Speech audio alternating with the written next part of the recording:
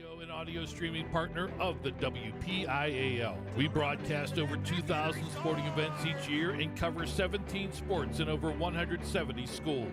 At HSSN, you'll find the latest in high school sports news, live and archive broadcasts, scores, standings, and much more. Trib Live High School Sports Network, your high school sports leader. All season, every season.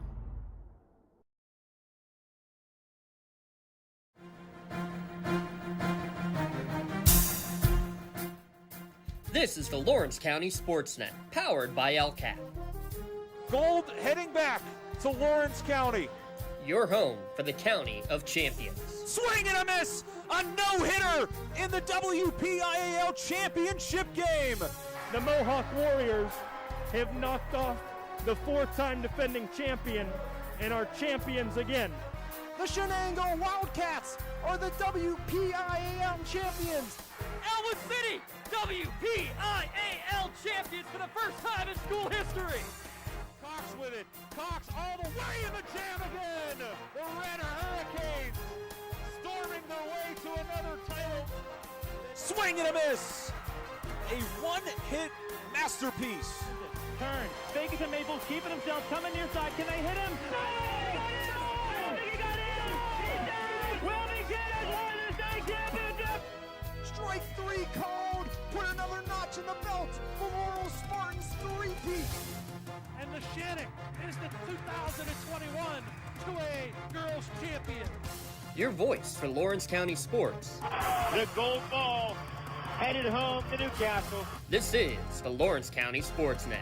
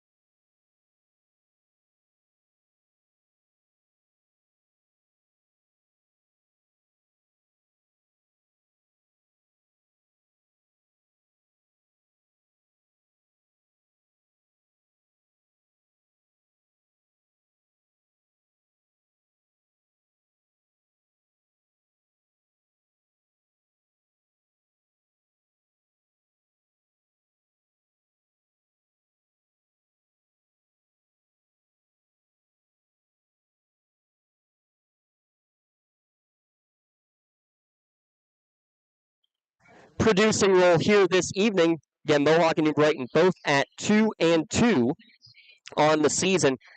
Mohawks, their offense, when we talk about the special teams, how big it was for Josh Wilkins getting those 3 field goals, including a pretty hefty leg, making that last one from 37 yards. But a balanced attack. You see the quarterback, J.C. Voss.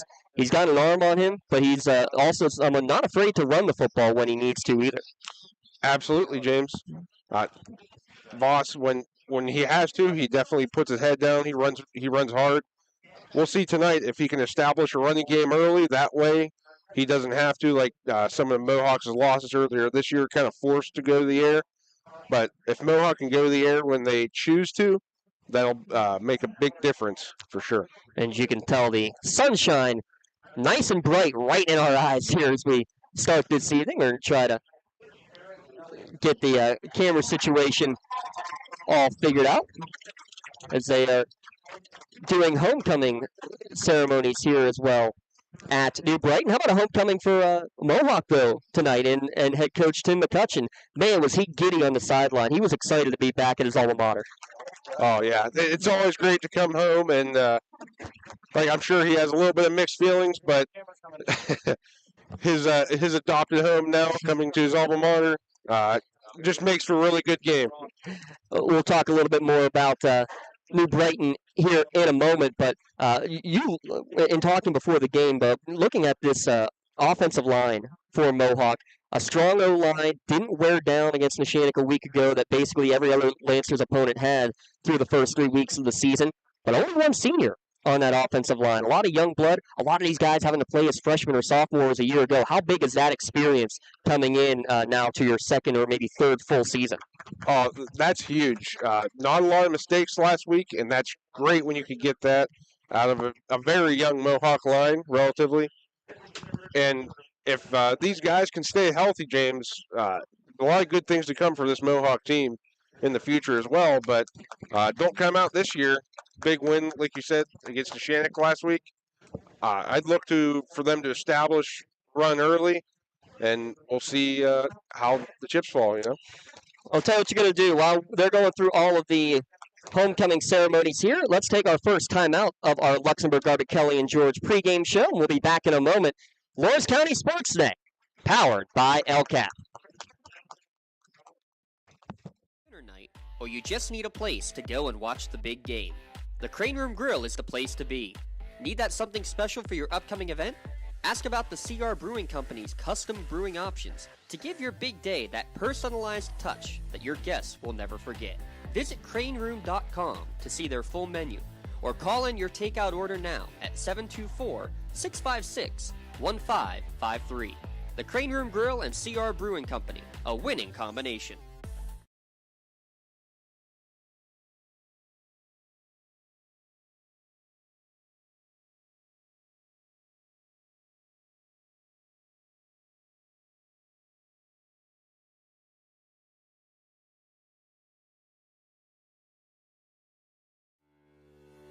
For 20 years, Melee Chiropractic has treated athletes of all ages to help them get safely back to the top of their game.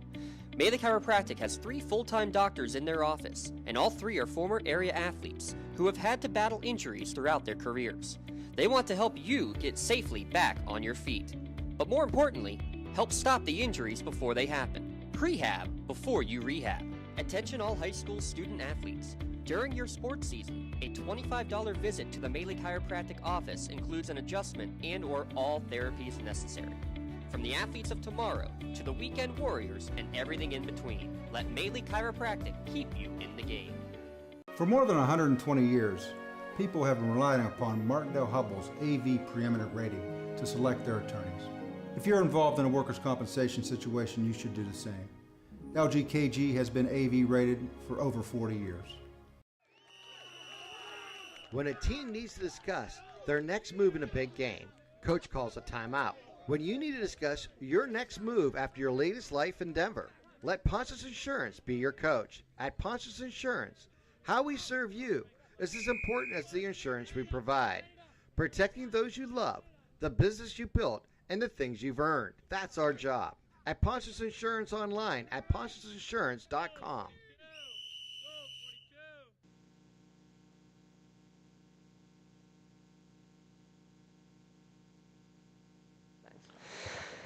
And back here at New Brighton, Oak Hill Memorial Stadium, our venue for tonight's game between the Mohawk Warriors and the New Brighton Lions. Let's talked about Mohawk. Let's talk a little bit about this New Brighton squad. Bub, a lot of options and a lot of speed on the outside. Coach McCutcheon of Mohawk not afraid to say immediately that the speed is dangerous, and I think more than anything, the danger of you don't know who's going to be taking the ball at quarterback more often than not, but when it is their main guy in Gabe Haddix, man, he's got some numbers to go. Oh, for sure. He has a heck of a season under his belt already. A little high on the completions or incomplete passes, but I'll tell you what, this New Brighton offense definitely spreads the ball out a lot. You have to make sure every day or every bit down you're accounting for every receiver, and they'll make you pay for it if you miss. And throwing the Wildcat in, that's just another thing these defenses or the Mohawk defense has to prepare for. And we'll see how Mohawk adjusts, if they do adjust at all, when they show Wildcat. And a veteran coach in Joe Greco, his 12th season for New Brighton, but that's his second stint. He had a 12-year stint earlier in his career, spent 3 years as an assistant coach up at Westminster College, just down the road from Mohawk, and a guy who's coaching also at his, well, I shouldn't say also at his alma mater, also from New Brighton. So both of these coaches, New Brighton graduates. In fact, Joe Greco took the Lions to a MAC title back in 1980. But when Gabe Haddix throws the ball, he's obviously going to be a tough cookie because he threw for 4 touchdowns a week ago. But you have guys like Keandre Williams, a lot of Wildcat looks. Even the backup quarterback, Gary Pugh, will go back there at times. Noah Stoffen, Kevin Williams, the main running back, sometimes taking snaps behind center. As a defensive lineman or a linebacker, what is it that you're mainly looking for in identifying whether it is a standard set versus a Wildcat, and what adjustments can you make quickly at the line? Well, I'll tell you, James, you really have to not get distracted too much, especially from the defensive line perspective. You want to get penetration no matter what. If you're on the defensive line and you could get in the backfield, kind of disrupt the flow there, you can for sure make some things happen for your defense.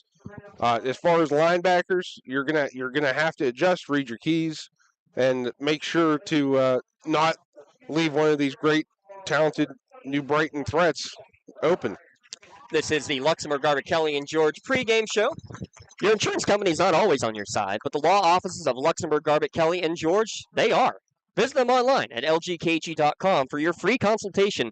Luxembourg Garbett Kelly and George, keeping promises for over 80 years. And again, I think the veteran coach of Joe Greco, you got to talk about that too. The fact that they had 2 beastly backs a year ago, Keandre Abercrombie and Nia Green. It was a run-first offense a year ago. From what we've seen and just looking at the numbers, definitely a little more pass-happy. And with those options on the outside, plenty of weapons for Gabe Haddix to throw to now in his second year as the starting quarterback.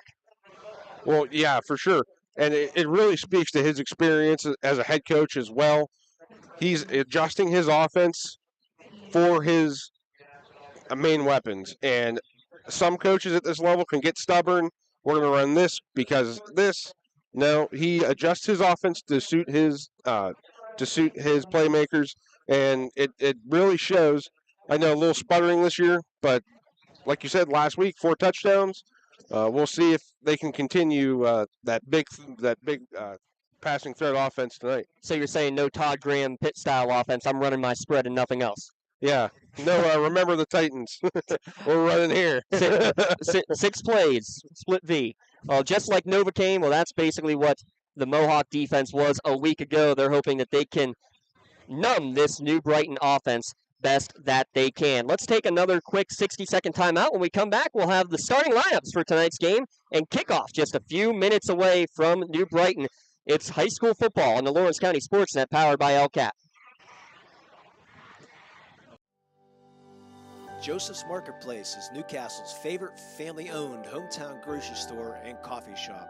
Fresh meats and produce, full-line deli, homemade foods, and much more. Joseph's Marketplace has hot foods prepared every day. They also have Newcastle favorites like grape leaves, hummus, and wedding soup available daily. Follow Joseph's Marketplace on Facebook and Instagram for daily updates or stop in to see what's cooking each day. Come hang out at the brand new cafe and bakery, full of great coffee, drinks, sandwiches, snacks, sweets, and free Wi-Fi. In a rush? Go to josephsnc.com and place your cafe order online. Joseph's Marketplace, family owned and operated since 1915. The Mohawk Education Association is proud to support Warrior Athletics on the Lawrence County SportsNet and wish good luck to all Mohawk students participating in extracurricular activities this season. Go Warriors!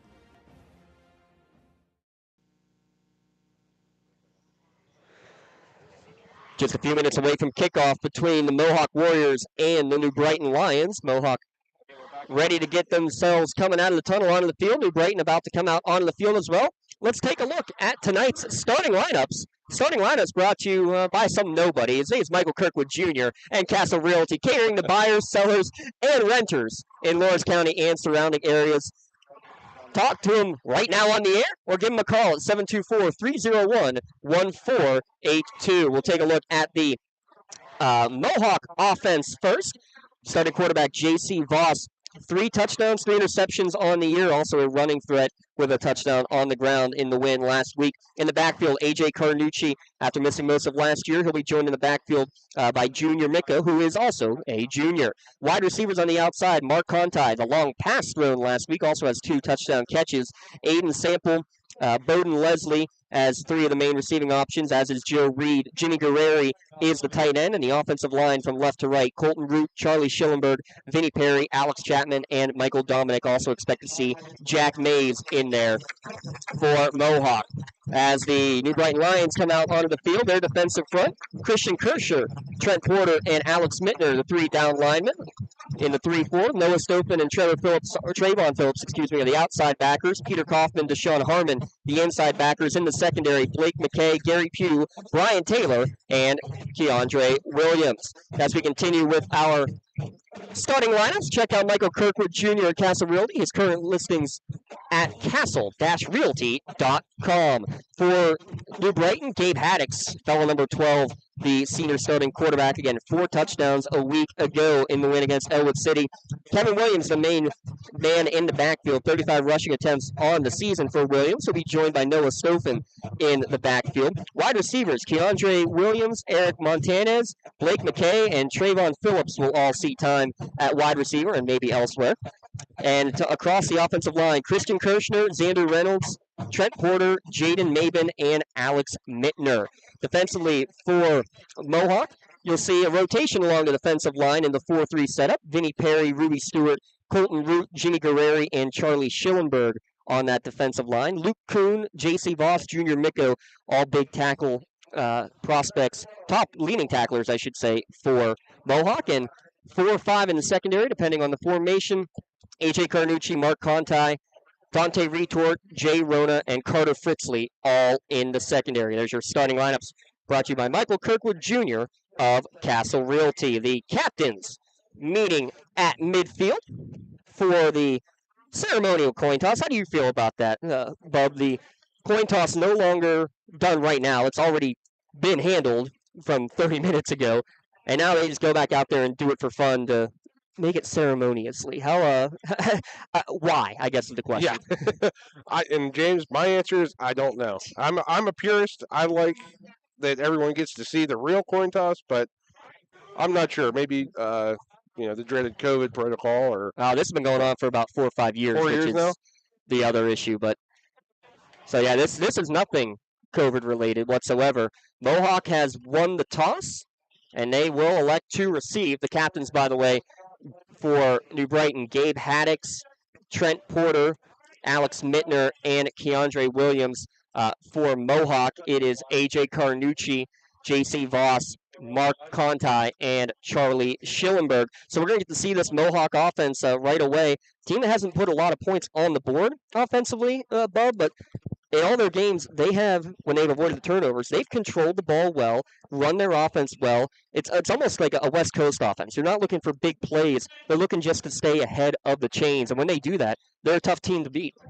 Absolutely, James. Mohawk, they drive the ball very well.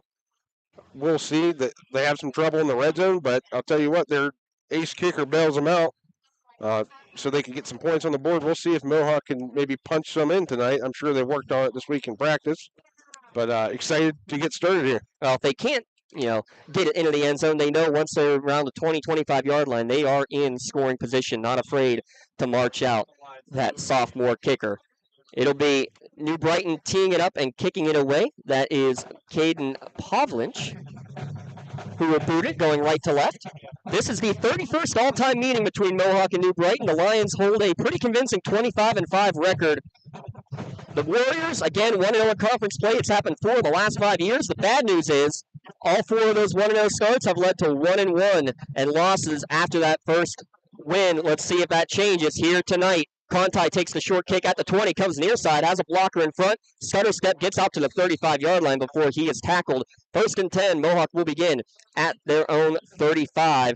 And a gathering of players at the end of the play as Conti took a bit of a hit, slow to get up, and then now he goes. Yeah, Deontay Moore looked to get there first from New Brighton, the sophomore. We're going to fight this sun for probably about 5 more minutes, I think. I'm going to be a little optimistic there. James, now that I have a chance to think about it, a little insight on the coin toss.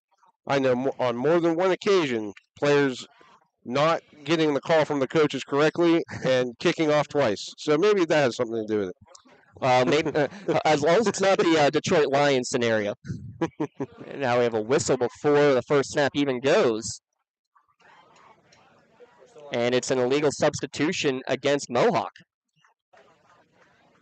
And J.C. Voss is standing here saying, why? Not sure what happened there, but an illegal substitution before a play's even run. They're coming straight off the sideline. Right. Well, usually that involves 12 in the huddle. We said that penalties and turnovers, you have to avoid them. Not the way that you want to start right there. That's right. Hopefully, a little sputtering out of the gate, but we'll see. 1st and 15. Hard count from Voss. They're going to hand it off to Carnucci. Bounce to the near side. Cuts back inside to the 40. Reaching forward before he's dragged down by Kyler Rambold. Good change of pace. Good patience on that play. And a big first down gain. Absolutely. Bowden Leslie came around the corner there and threw a block that kind of sprung him. They mark it at the 43-yard line. So that's a gain of 13 on 1st and 15. So that's a way to get back in front of the sticks after suffering that early penalty. Shotgun formation again. They're going to send Leslie in motion across the formation and whistle and movement. So first drive, 2 penalties against the Warriors, and that's going to cause frustration on the Mohawk sideline. Oh, yeah. This is exactly what we were talking about they had to avoid. But we'll see if they can. Still second and medium here. So. Yeah, it's still second and manageable. Joe Morozak, please interrupt whenever needed with that one. Leslie again across the formation. Pistol set, handoff Carnucci. Breaks away from one tackler, but he's not going to get away from the second one. He bounced off of Big Trent Porter, but one of the linebackers coming in and holding it to no gain. Yeah, great job of swarming by the New Brighton defense there. Believe it was Trayvon Phillips coming in to make that hit. 3rd down coming. 3rd down and 7 after that no gain. We'll see if Mohawk will put it in the air for the first time this evening. All 8 county schools this weekend playing against non-county schools. We'll get you those score updates throughout the course of the evening as well. Voss drops back, fires, hit as he threw, and it's going to be an incomplete pass. No chances. That was Alex Mittner. Came screaming in. Almost looked like he was unblocked from his defensive line position. Could have been a missed assignment on the offensive line there. But great play by Alex. And it looks like to bring Mohawk's bringing the punting unit out. And that's not the start that Mohawk wanted to see.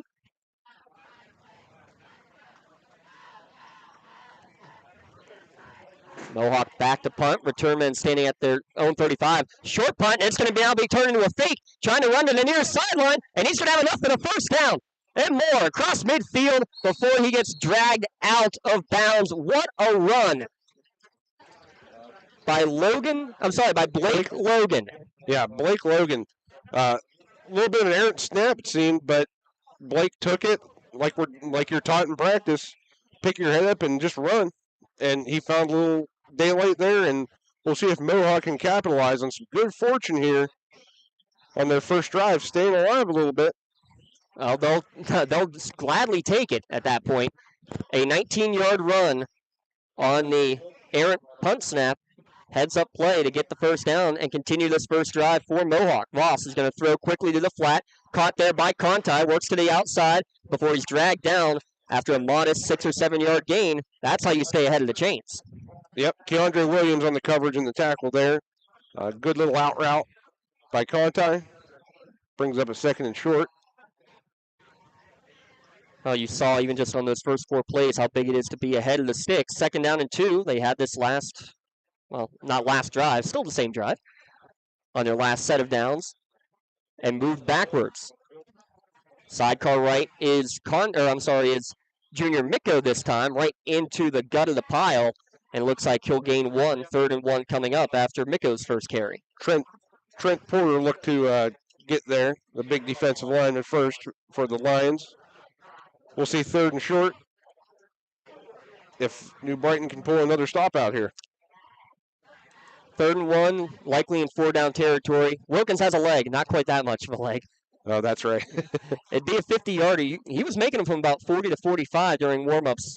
And last week he had plenty of leg, that's for sure. 4 wide receiver set. They're going to throw, and it's going to be just a quick hitch and a first down as open in the slot again was Conti, and now getting a little help from his friends. Ball comes out late, and they're going to say it's recovered by New Brighton. So trying to fight for extra yardage, New Brighton rips it away, and it's a first down coming now for the Lions. Swarm of Lions over there. Sometimes those extra yards you convert the first down. It's really hard to say you gotta fall, but tell you what, on defense, whenever you can get your hand in there and start ripping at that ball, you take that opportunity, and that's a great job by the New Brighton defense. Seemed most of the defensive backs were around there, and they were able to get the ball loose and create a turnover. As you're watching at home, 9:05 remaining in the first quarter. Here's the first drive for New Brighton. Do not adjust your screen. That 45-yard line is not exactly the straightest in the world, and it's right down our camera line, so we get to pinpoint that one pretty easily. Gabe Haddix will be in the gun. Man in motion, jet sweep coming to the near side is the backup quarterback, Gary Pugh, trying to get to the corners. Makes one stiff arm, but can't get away from the second. That's going to be a pickup of about 3 yards for Pugh on his first carry. Again, the backup quarterback, you'll see him sometimes take wildcat snaps. You're going to see a lot of that from this New Brighton team tonight. Yeah, they like to mix it up a lot, kind of spread you out, use their great speed they have from their skill players. And mark it actually at the 34-yard line, so a gain of 4 officially. Just under 9 minutes to go in the opening quarter here on the Lawrence County SportsNet and on Trib HSSN. Trip sent to the right. Haddix in the gun. It's going to be a design run. Actually, with a wildcat look. That was Keandre Williams, and he's tripped up immediately for no gain. Looks like Luke Kuhn got there first for the Warriors. Good defensive play from the junior linebacker, and recognized the wildcat better than I did.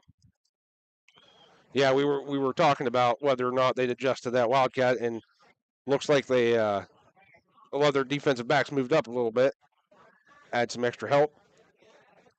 And pay attention too to see where Gabe Haddix lines up on those scenarios as well. He is behind center.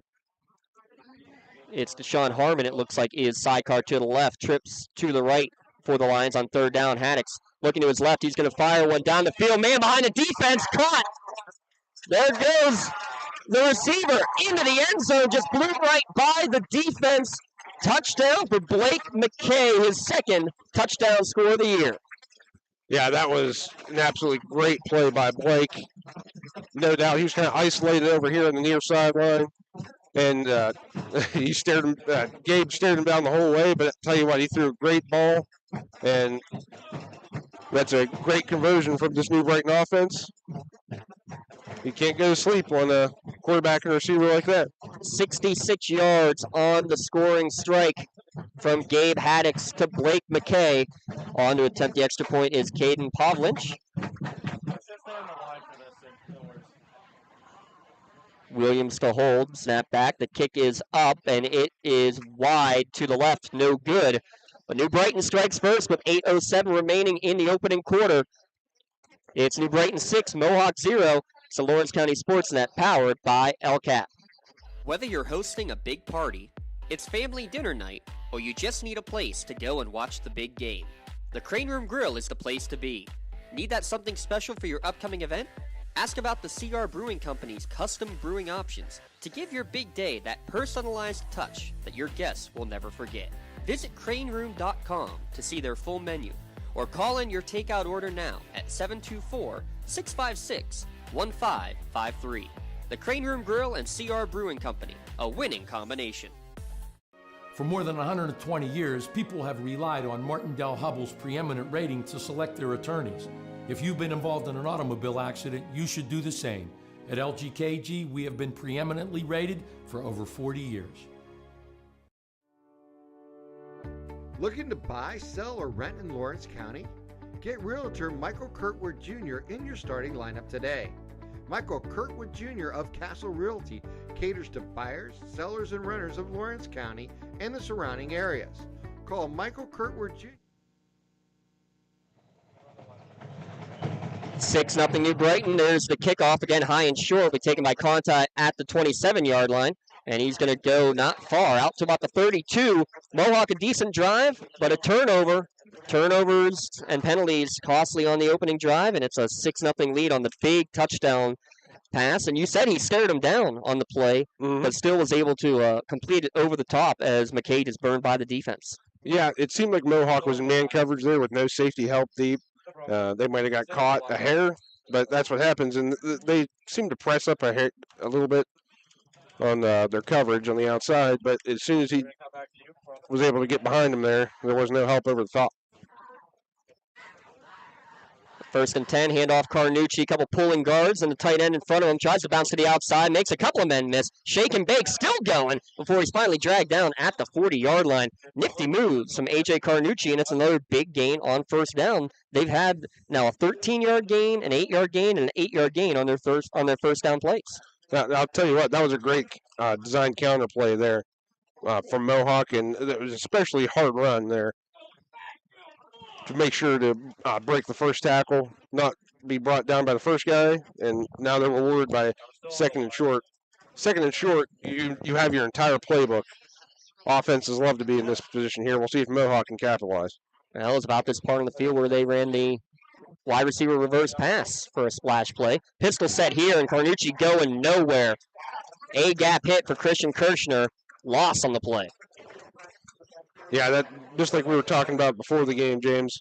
You get some penetration on that defensive line, good things happen, and he was able to wrap him up for a loss there.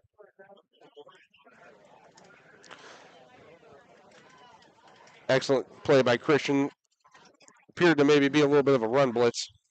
On it, stuffed it for sure. Loss of 4 officially. So 3rd down and 6 for the Warriors. They'll spread it out, 2 receivers each way. Loss in the gun. Another blitz right at the A-gap. They'll set up the screen. Well set up.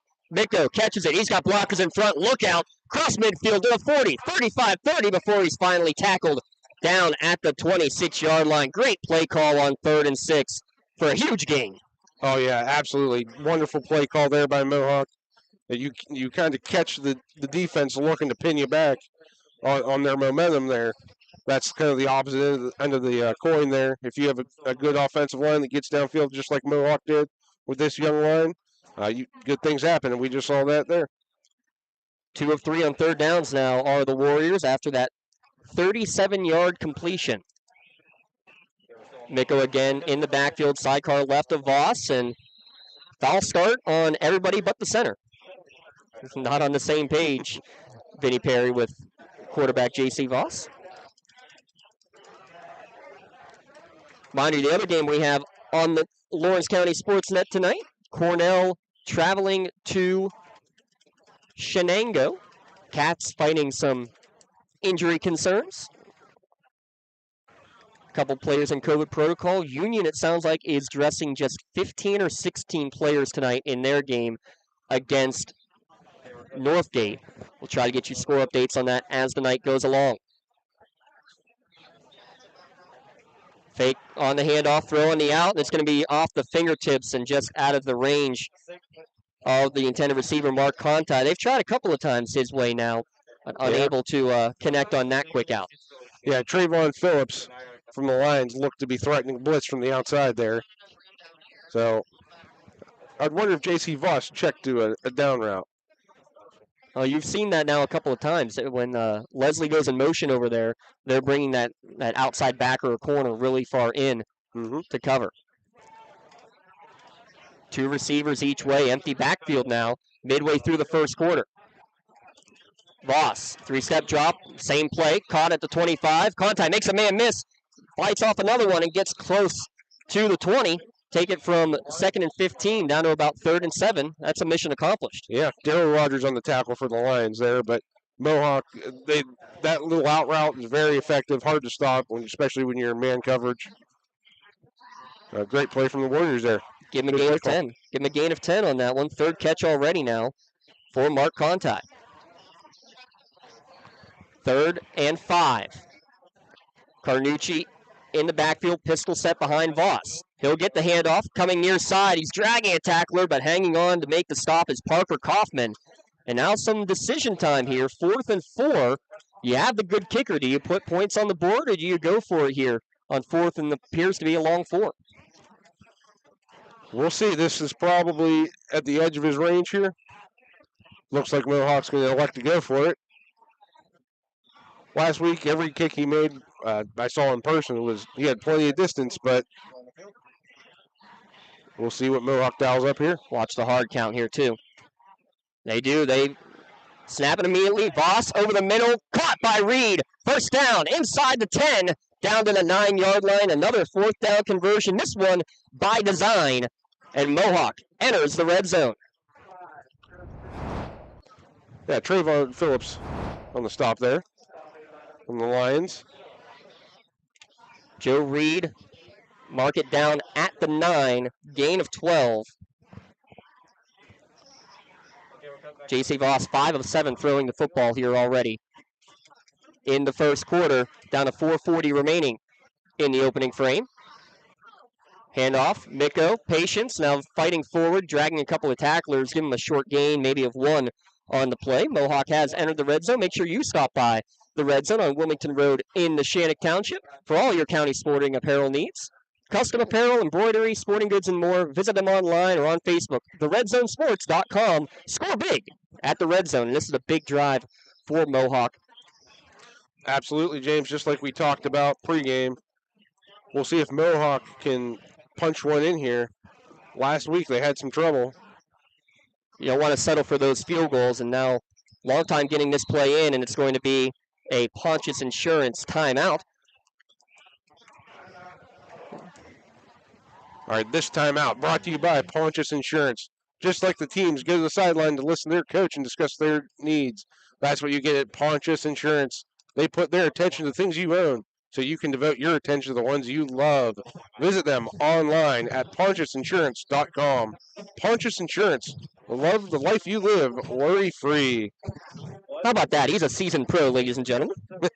That's Michael Kirkwood Jr., sponsor for our starting lineups each and every week on the Lawrence County SportsNet, and we gladly thank him for all he's done and all of our sponsors have done to allow us to bring you this coverage on Lawrence County SportsNet. It's been a blast, and we're glad to be able to bring Little Bub onto the scene.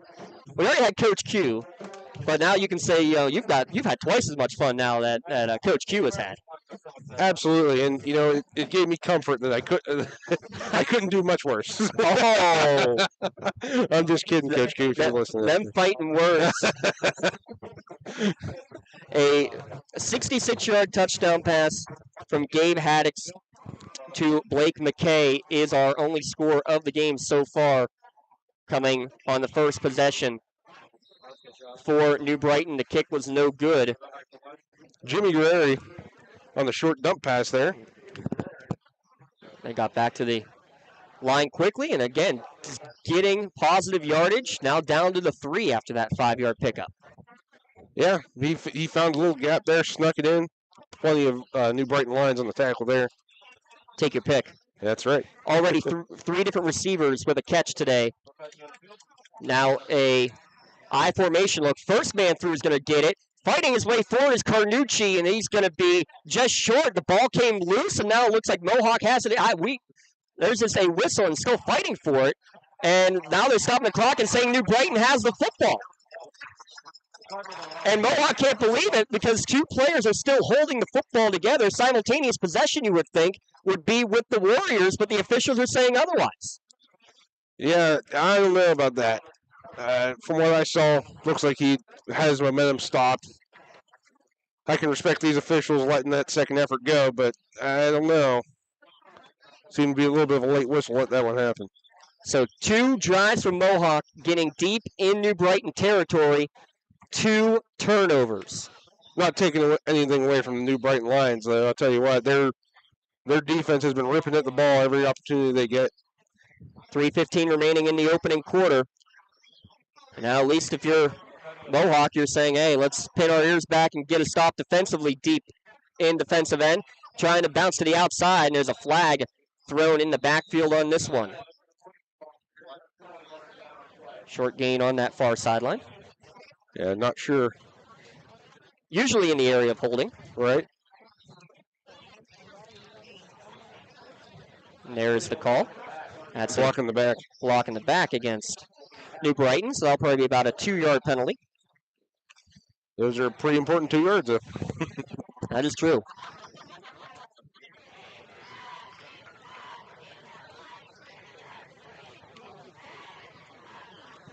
So, promising drives from Mohawk, but still no points on the board thanks to a couple of fumbles ripped out by the New Brighton defense. And it's going to be 1st and 11 from the 1-yard line. We'll see what New Brighton dials up here. 2 players in the backfield with the quarterback. Handoff goes to Kevin Williams, and he's going to fight his way out, not by much, maybe back to the original line of scrimmage, and that's it. Yeah, that was a good hard run there to make sure he got out of the end zone. Yeah, give him a gain of 1. And man, already, look how chopped up the field is down at that end of the field. We're just 2 minutes and 40 seconds remaining in the opening quarter. Yeah, those are some big boys out there, and a lot of running happening. Natural grass surface here, as you can tell. In the gun again, 3 receiver set. Dropping back, looking to fire one down the field, and it's going to be incomplete on the in route. It looked like Martinez came out of nowhere, out of the hand. It looked like that was thrown straight to Mohawk defense, but actually not a bad throw, just a little low. Yeah, Luke Kuhn on the coverage there. Mohawk seemed to be in zone. They found a little bit of a soft spot, just couldn't convert. So now on 3rd down and 10 to go in the shadow of your own goalpost, your Coach Greco, you're going to try to air it out again, or you're trying to just get some space for your punter? I tell you what, I'm going to keep my whole playbook open here. However, we'll see.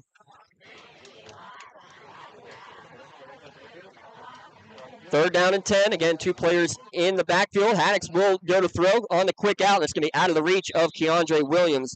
Incompletion, and it'll be a 3 and out for New Brighton.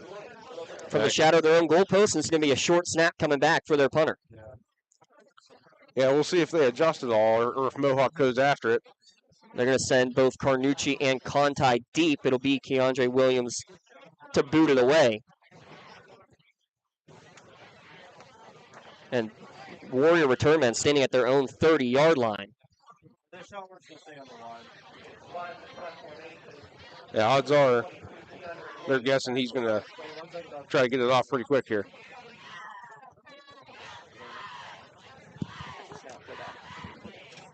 Snap back. Williams able to get it off, and a end-over-end kick is going to bounce in front of Carnucci. He is just going to have to fall on it at the 31-yard line.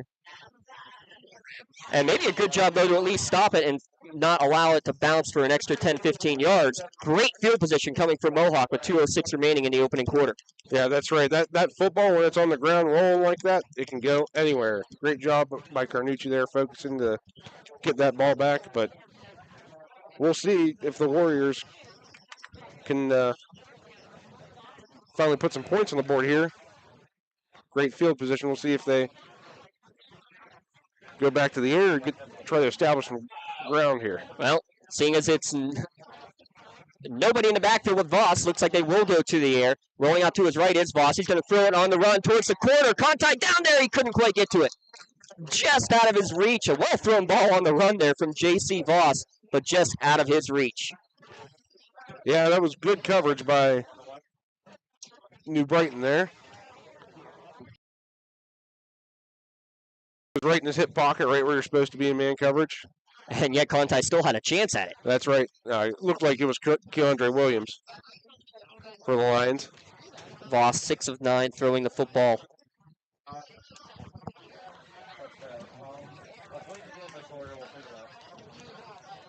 Now, sidecar left, handoff Carnucci. He's going to cut back to the left after a handoff to the right. Lowers his shoulder and booms his way forward.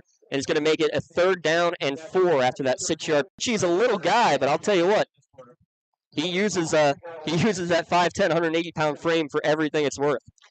Absolutely good forward lean there when he was hit, kept his feet under him, and drove those extra 4 or 5 yards. 3rd down and 4. And again, possibly 4-down territory for the Warriors. New Brighton playing tight coverage. Carnucci's going to get the handoff again up the middle on 3rd down, and he's not going there. Maybe a gain of 1. 3rd down or 4th down and 3 upcoming, and again, decision time for the Warriors. Yeah, they're keeping the offense out there. It'd be a 40-yarder from here. Right. Noah Stoffen from the Lions there on the tackle. We'll see what they dial up this time on 4th and short. They're going to bring in Guerreri again for some extra meat. And it's going to be looks like a tight formation. Now they'll send Sample to the right, Conti to the left. And a whistle. New Brighton timeout. Timeout, New Brighton. Timeout brought to you by Pontius Insurance. Make sure you visit them online at pontiusinsurance.com. They put the attention to the things you own so you can devote your attention to the ones you love. And love the life you live, worry-free. Thank you, Pontius Insurance. We get some score updates coming across. You see them on our ticker. Our out-of-town scoreboard brought to you by the Crane Room Grill. Grab a seat at the bar, the dining room, the loft, or outside on the patio. Plenty of room for you at the Crane Room. Stop by before or after the game, or visit them online to see their menu and daily specials at www.craneroom.com. I'm James Dotson alongside Michael Kirkwood. 42 seconds remaining in the opening quarter. 4th and 3 coming. Let's ask Coach Kirkwood. That sounds so wrong, I'm sorry, but let's ask Coach Kirkwood. What are you calling here on 4th and 3 if you're McCutcheon? Well, I'll tell you what, they've had some success in the air, maybe a little out route or so. Plus, J.C. Voss, we saw last week, he can scramble for it if he needs to. But we'll see what they dial up here. Looks like some confusion breaking the huddle. Now Conti trying to direct traffic. 4th down and 3. Big play for the Warriors. Getting the call from Voss. Play action. Throw towards the right side. Caught. Conti, his 4th catch, and he's down close to the 10-yard line. Again, trying to rip the ball out is the New Brighton defense, but that's going to be enough for the 1st down as Mohawk again enters the red zone. Yeah, I'll tell you what, Mark Conti's having a heck of a game. Running some good routes, some great catches.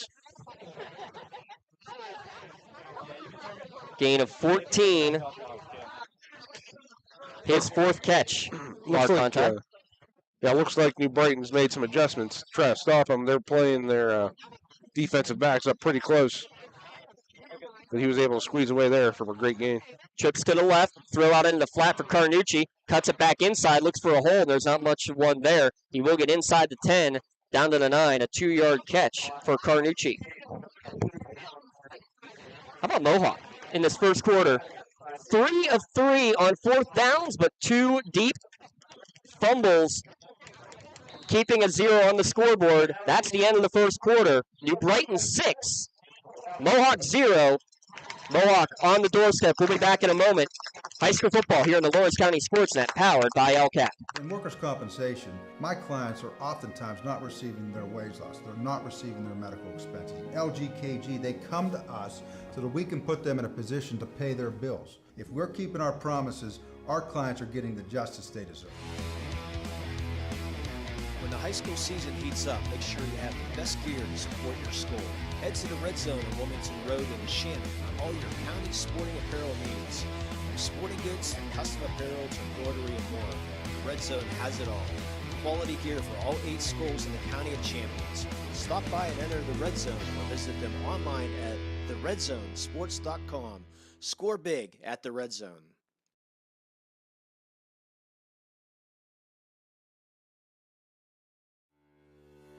For 20 years, Melee Chiropractic has treated athletes of all ages to help them get safely back to the top of their game.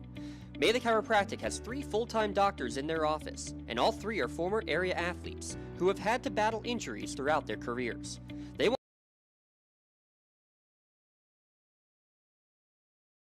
but more importantly, help stop the injuries before they happen. Prehab before you rehab. Attention all high school student athletes. During your sports season, a $25 visit to the Melee Chiropractic office includes an adjustment and or all therapies necessary. From the athletes of tomorrow to the weekend warrior. Thanks to Melee Chiropractic. Started the second quarter. Voss, play action, rolling out to his right. Has a man, and he's just going to throw it away. Didn't see behind Joe Reed. Good tight defense on the far side. It's McKay in coverage. It's going to be 3rd down and 8 to go. Mohawk can get a first down at the 1-yard line. Yeah, nice little boot there. I like the play design for Mohawk. They used to do a lot more of that. Coach McCutcheon now in his 7th season at the helm of the Warriors, former JV and strength and conditioning coach. Another coach that does a good job of adjusting to the personnel that he has from one year to the next. That's right. He goes trips to the right. Another play action, rolling to his right, throw towards the flat, and it's going to be caught on the run by Conti, and he's going to be just short of the line to gain. And now again, a decision time. Mohawk was 3 for 3 on 4th down attempts in that first quarter. Give him a gain of 5, 4th down and 3. Mohawk needs to get just inside the 1 for the first down. That's right. Looks like Gary Pugh made the stop for the Lions.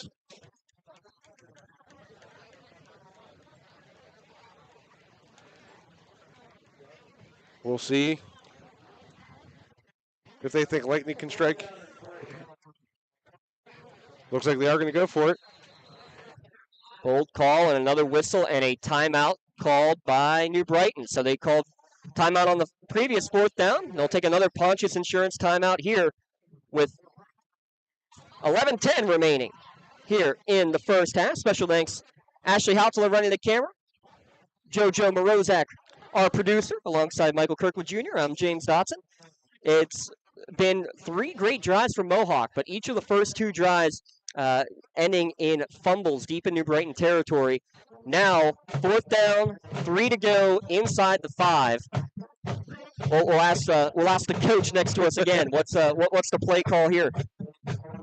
I would do kind of the same thing, a little pass out, but don't sleep on that young Mohawk line.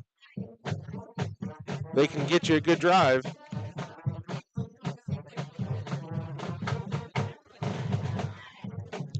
I think if you're Coach Greco defensively, too, I think you're trying to blitz that A-gap. They've had some success with that.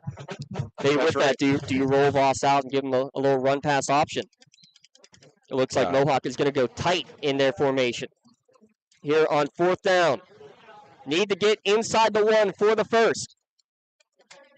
Play action. Voss going to roll, throw it back to the far near sideline. Guerreri with the touchdown. Student body right. Guerrero, you go left. Touchdown Warriors, and we're tied at 6. Great play call there by Mohawk. Catch and pursuing a little bit. Jimmy Guerrero, great catch, great pass by J.C. Voss. Mohawk finally converts. About an 8-play, 31-yard drive, converting twice on 4th down are the Warriors. And now the specialist, Josh Wilkins, on to attempt the extra point to try to give Mohawk the lead.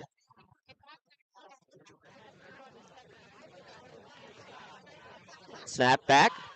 Kick is up, and it goes over the net, across 3rd Street, and through the uprights. It is good. Mohawk 7, New Brighton 6 here early in the second quarter. Don't go away. We got a great one here on the Lawrence County SportsNet, powered by LCAP. Wherever you're going, Axe can get you there. The bowling alley, beauty salon, and even the library. Axe can get you there safely. The grocery store, the pharmacy, and the bank. Axe can get you there comfortably. Going to work, visiting a friend, or just to relax at the park. Axe can get you there affordably. Axe is here to get you there safely, comfortably, and affordably. Choose Axe as your driving service and give us a call to schedule a ride. Whether you're hosting a big party, it's family dinner night, or you just need a place to go and watch the big game, the Crane Room Grill is the place to be. Need that something special for your upcoming event? Ask about the CR Brewing Company's custom brewing options to give your big day that personalized touch that your guests will never forget.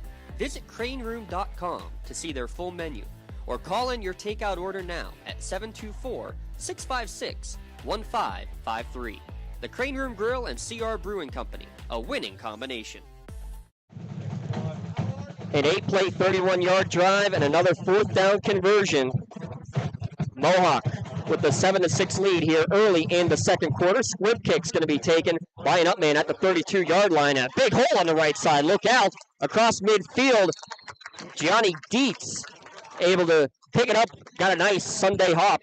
And great field position now coming for New Brighton, but they trail 7-6. Yeah, right past that slightly cantered 45-yard line.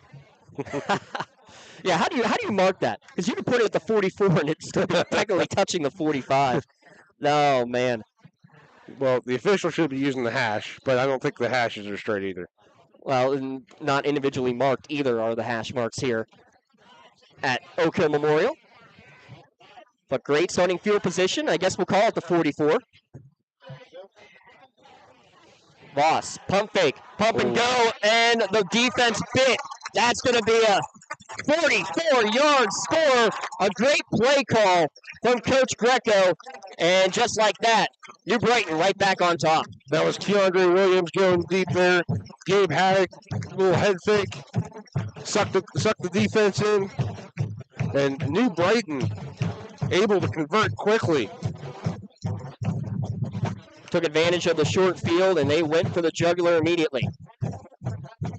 And you saw Gabe Haddock came right over, pointing to the coaching staff like, great call. Mohawk was pressed tight, trying to take away that short screen. And now the Lions will go for 2. Both Harmon and Stoffen in the backfield. Rolling out to the right is Haddock. He's going to throw it, and it's going to be caught in the end zone in traffic. Williams with the conversion as well. 14-7, New Brighton leads over Mohawk. Back and forth we go. We'll take another timeout on the Lawrence County SportsNet, powered by LCAP.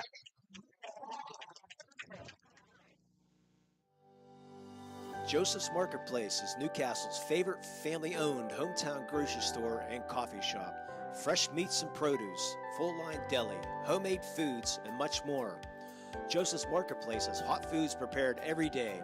They also have Newcastle favorites like grape leaves, hummus, and wedding soup available daily. Follow Joseph's Marketplace on Facebook and Instagram for daily updates, or stop in to see what's cooking each day. Come hang out at the brand new cafe and bakery, full of great coffee, drinks, sandwiches, snacks, sweets, and free Wi-Fi. In a rush?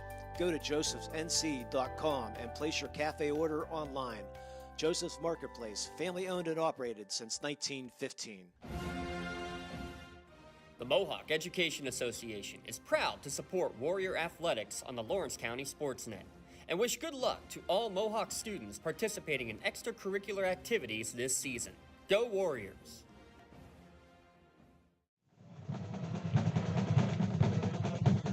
Mohawk takes a 7-6 lead, and New Brighton strikes right back on one play. They'll go on a short pooch kick after the Williams touchdown taken by Conti. He's going to try to go to the far sideline. Gets to the 35, makes a couple of men miss, and then falls forward. They'll mark it down at about the 38-yard line. Talk us through that last play, though, Bob, with the pump and go. You sucker the defense in, and it's the second touchdown pass of the night for Gabe Haddix. Yeah, absolutely. As a defender, you really have to be disciplined to not bite, especially in high school. You're not really used to quarterbacks doing that a lot, like a head fake and then go deep over the top. You got to remember that, that's a possibility, and New Brighton able to convert quickly. 10:42 remaining here in the first half. First down and 10. Another quick out, and this one just out of the reach of Mark Conti. Incomplete pass. But how about this? 5 completions to Conti already in this game. 5 completions for 41 yards. Yeah, he's had a wonderful game so far. That one just a little bit too far out for him to pull in. But tell you what, keep your eye on him as this game moves forward. Seems like the Mohawk game plan is taking advantage of Conti. Second down and 10. 2 receivers each way for Voss in the gun. Hard count. Looks left. Goes to throw right and gets the screen this time. 6 catch now for Conti. Coming back to the Mohawk sideline. Gets across the 45 and is tripped up after a 6-yard pickup. Third down upcoming. And again, smart play. Get some yardage. Make it third and manageable. Yeah, New Brighton brought a blitz there, and it was this young Mohawk line. Great job picking it up, giving their J.C. Voss some time to find Mark Conti again. Brings up a third and short. Already 16 passes thrown in this game for J.C. Voss. Only 4 completions, or 4 incompletions, I should say. Another quick pass on the hitch. High pass, good hands. First down for Bowden Leslie. He's now the 6th different Warrior with a reception on the day. And, man, when you have that many weapons, you have to choose who you're going to defend, and Voss is finding the open guy every time. Yeah, sure thing, James. I mean, New Brighton brought a blitz again, picked up well by the Mohawk line, gave him just enough time. Results in the conversion there. 3 of 7 on third down is Mohawk. It doesn't sound like great numbers, but they're 4 of 4 on fourth down conversions. So every time they didn't convert on third down, they did on fourth. Not a good scene here, though, as the ball goes backwards on the mishandled snap. And right after you say Mohawk's doing a good job of staying in front of the change, man, that's a 12-yard loss going back, and that's a tough one. Yeah. Tough pill to swallow for the Warriors. Yeah, they had some triples on some snaps last week, Mohawk. Tell you what, when they drive, they're driving well, but they continue to shoot themselves in the foot. Well, that's been the name of the game really all year long for these Warriors. Their victories, they avoid the penalties and the turnovers, the negative plays. 3 early penalties and now 2 turnovers, I should say, in the first quarter for Mohawk. Late sub coming in for Mohawk on second and long. Caught on the far sideline by Joe Reed, and he's going to get close to the first down marker, and he's driven hard into the bench. No flag thrown as he was driven out of bounds. But again, he's going to make it to third down and manageable, probably about 3rd and 5. Yeah, Gary Pugh and Keandre Williams on the coverage there for the Lions. Reed's second catch. It's a gain of 18, 3rd down and 5.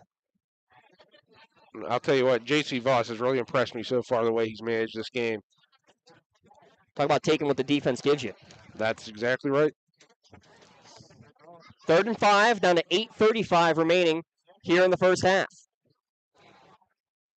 Reed now on the near sideline.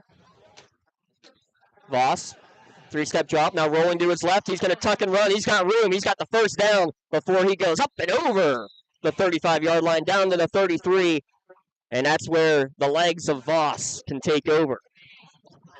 Yeah, it looks like Noah Stoffen finally got up and brought him down there. Got to account for the quarterback, James.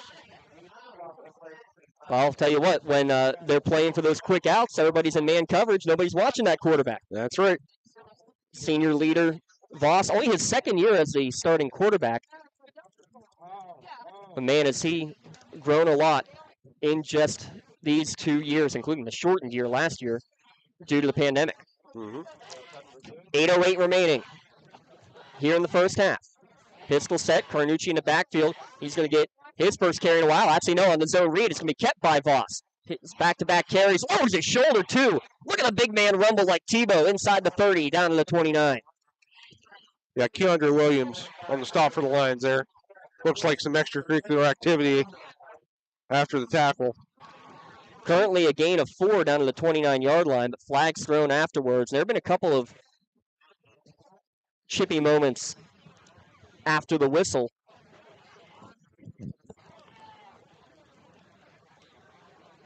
Personal foul against New Brighton is going to give another first down to Mohawk.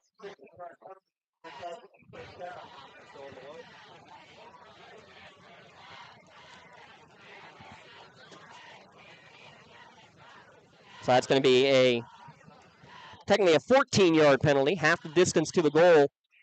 Should mark this down at the 14-yard line. We're down to 7:50 remaining here in the first half. Mohawk on a nice drive here. 6 plays in the drive already, including converting after going backwards 12 yards on a first down play. That's right, James. We'll see if they can keep pressing towards the end zone here. They were able to get in last time. Trips left now. Pistol set. Now they'll move Carnucci to the left, and again a mishandled snap. Voss able to pick it up on a bounce. He's going to step up and take it himself. Running forward, dragging tacklers, still going, holding on to that football with 2 hands wisely. He gets down close to the 5-yard line. Give him a gain of 8 as Mohawk here in the red zone looking to capitalize yet again. Yeah, Gary Pugh on the tackle for the Lions, along with a host of others. Voss with 4 carries on this drive. All right. Mohawk has entered the red zone. Make sure you stop by the red zone on Wilmington Road in the Shannock for all your county sporting apparel needs. Sporting goods, custom apparel, embroidery, and more. Visit them online at redzonesports.com. Score big at the red zone. Another bobbled snap on 2nd and 2, though, here. And Voss not able to do much with it. He'll get dragged down at the 10. They'll give him forward progress back to the 9. A loss of 3. So that's now 3 mishandled snaps on this drive alone. What is it that's going wrong here for Mohawk on the snaps? Sometimes it's easy to forget, especially, big game, close score. You're trying to remember your assignment. Sometimes you get a little excited and, shoot a rocket backwards. And with that, it's going to be another Pontius Insurance timeout. I think a good timeout called here, Bub, with the fact that you have 3 bad snaps really on 3 consecutive plays. It's kind of calmed the troops a little bit before this crucial 3rd down and about 5 coming up. Yeah, that's right. You got to settle them down. Make them confident in their assignments. 3rd and 5 here. They've driven the ball really well this entire first half. I got a stat for you. Mohawk has run 34 plays on offense. Yep. Brighton has run 7. Yep. The scoreboard's all that matters, though. It's Lions 14-7. That's exactly right. Down to 6:33 remaining in the first half. Coming up at the half, we'll have the New Brighton Marching Band performance for you. And then we'll have the Trib Live High School Sports Network halftime show. The Chris Harlan Press Conference. 3rd down, throw into the flat, caught by Carnucci. Trying to get to the edge, but he's wrapped up well. I believe that was Daryl Rogers, number 5, on the tackle. Big stick for him. It's going to be 4th down and about 3 to go. Mark him down at the 7. We'll see if the Warriors go for a field goal here or try to roll the dice again. They are going to bring Wilkins on for this one from the left hash.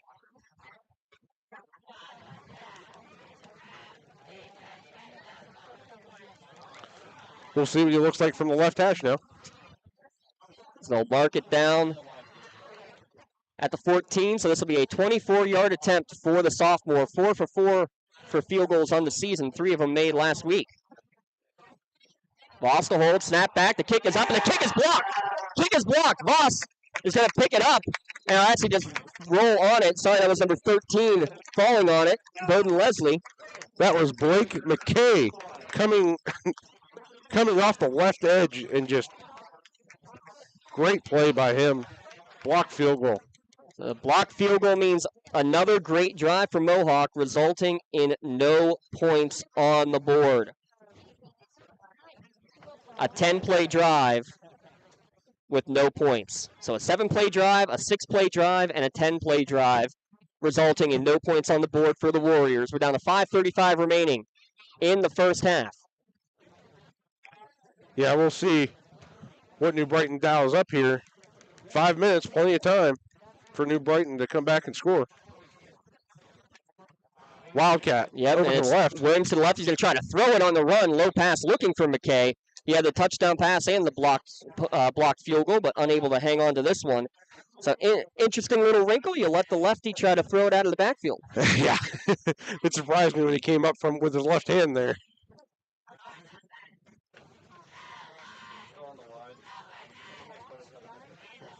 We'll see if they keep that Wildcat look. Maybe try to eat up some clock. That wouldn't be a bad idea. I mean, that's, again, only the 8th play run in the ball game on the offense for New Brighton. But they took advantage with a short field on one of their possessions, a 1-play scoring drive, and a long 66-yard touchdown on a 3-play scoring drive.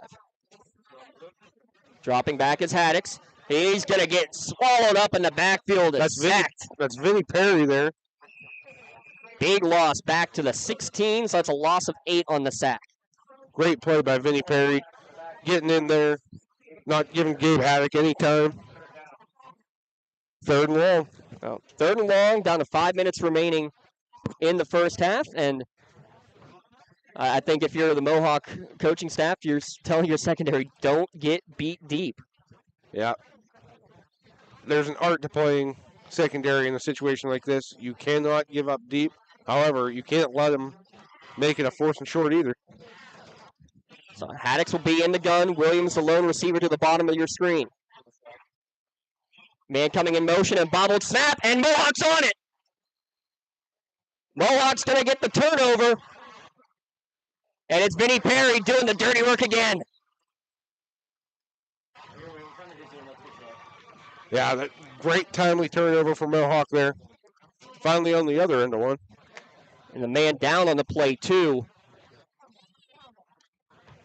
for New Brighton. Mohawk will have possession at the 12-yard line.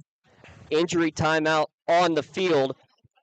Gives us a chance to remind you that, again, coming up at the half, we'll have the halftime show for the New Brighton Lions under the direction of Mr. Jeff Frankenstein.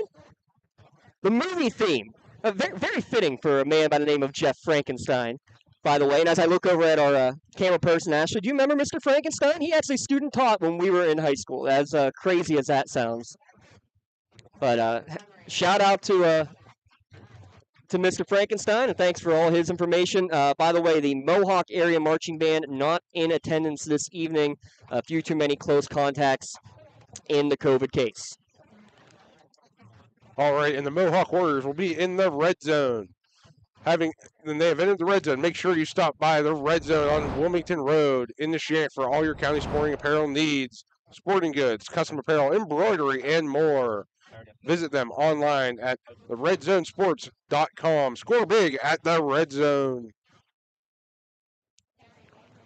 You see the scrolling ticker at the bottom with all of the county score updates. A couple of them coming in. We'll try to keep you abreast of those, but you keep checking on the bottom line. Special thanks to Aaron Vigiano giving us some score updates, as well as Rob Gregory following the Newcastle game.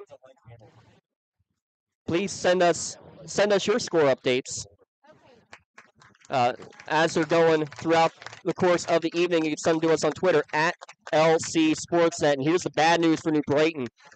Holding his right arm is the quarterback, Gabe Haddix, coming off of the field, holding it very gingerly. That's a quarterback that has been strong for these last 2 or 3 weeks, especially for New Brighton. Yeah, you hate to see that. He's having an absolutely great game so far. So Mohawk in the red zone, 1st and 10, mark it at the 12-yard line. Mohawk's 5th offensive possession. All have gotten down inside the 25. Only one has resulted in 6 points. Handoff, Carnucci cuts it up inside. Flag on this one's going to bring it back. Even though the flag will bring it back, a nice cut for Carnucci. We've seen him hit that hole well on plays designed outside, finding that gap and working it inside there, Bub. He's done that very well this evening. Yeah, great vision. Find that hole, cut it up, but a shame. It'll be for naught. That's right. Mohawk penalized again. That'll be the 4th penalty against the Warriors and backs them up. Well, you don't want to sound like a broken record, but it's been basically that. The self-inflicted wounds that are what are keeping Mohawk trailing in this ballgame. That's right. Carnucci sidecar left, 2nd down and 20. Voss will hand off. Carnucci going to flip it back on the reverse, coming near side. Conti, he's got loads of space in front of him. Inside the 10, cuts inside of the 5. He's drilled at the 3-yard line. Big stick from Kyler Rombold, but it's going to be right at the 1st down marker. How about that? Going deep in the playbook. Oh, great design reverse there. Was able to get the edge, come up with a big gain. Looks like it'll be enough for a 1st down. Big 1st down, 1st and goal now at the 2-yard line.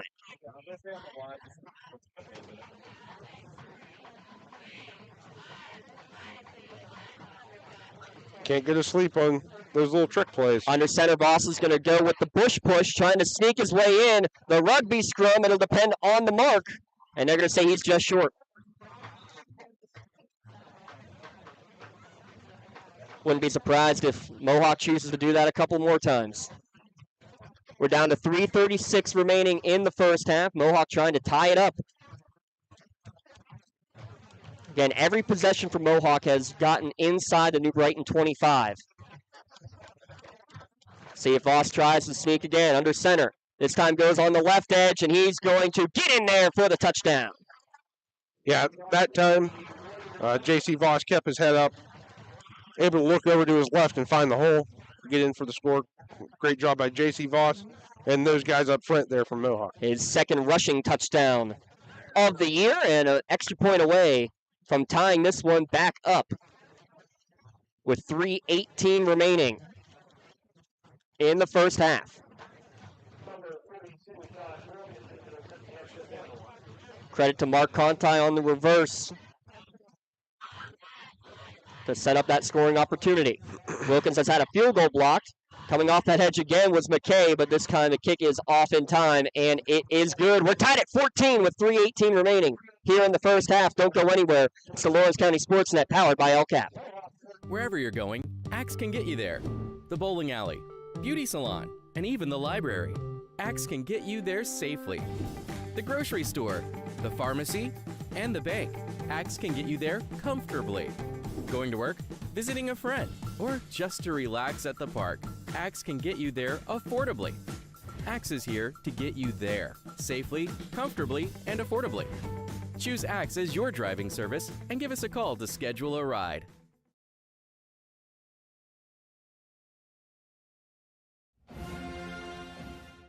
The Mohawk Education Association is proud to support Warrior Athletics on the Lawrence County SportsNet and wish good luck to all Mohawk students participating in extracurricular activities this season. Go Warriors! When the high school season heats up, make sure you have the best gear to support your school. Head to the Red Zone on Wilmington Road in the Shannon for all your county sporting apparel needs. From sporting goods and custom apparel.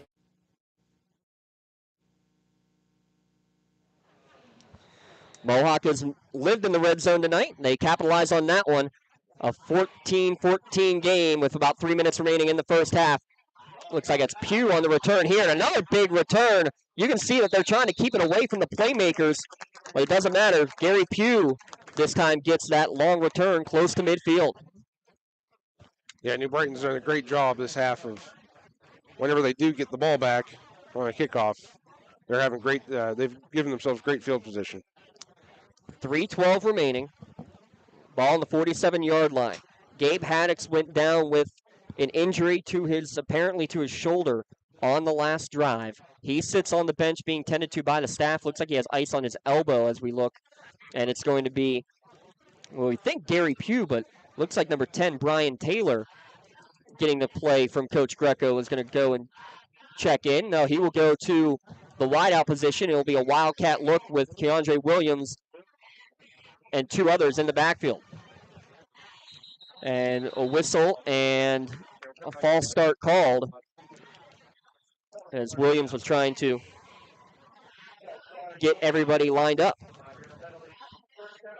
While you have a moment, our other game on the Lawrence County SportsNet tonight, Shenango hosting Cornell. Right now the Raiders with a 14-9 victory. Some interesting scores we've seen. How about Newcastle last week, 48-4. And believe it or not, how's this for a little factoid? Newcastle has had 2 games before where they've had 4 points scored.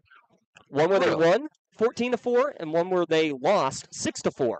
Both coming in 1906. Both coming in the same year. Incredible. Handoff coming near sideline and going nowhere. J.C. Voss will get the flag or get the tackle, but I think a flag as well may have gotten a piece of the face mask on the way. Right now it goes down as a 5-yard loss. Yeah, Deshaun Harmon on the carry there. We'll see what is the call here. And it is a personal foul, face mask called against Mohawk.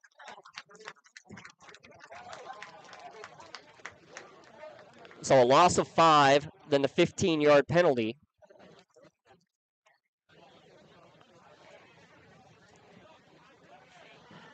That was Harmon with the first carry, correct? Is that what you said? Yes. Thank you. Deshaun Harmon, number 7. So the interesting of high school football, the interesting aspect of spot fouls, it's a loss of 5 for the run, the 15-yard penalty, and it's 1st and 5. And whistles and everybody moving early on this one. It was another wildcat look, back-to-back false start penalties. Now it'll be 2nd down and 10. Coming up at the half, we'll also have our first half scoring recap brought to you by Joseph's Marketplace. Make sure you check out the new cafe there at Joseph's Marketplace, or place an order to go on, or not to go online. And, well, yeah, you can get anything at the cafe to go.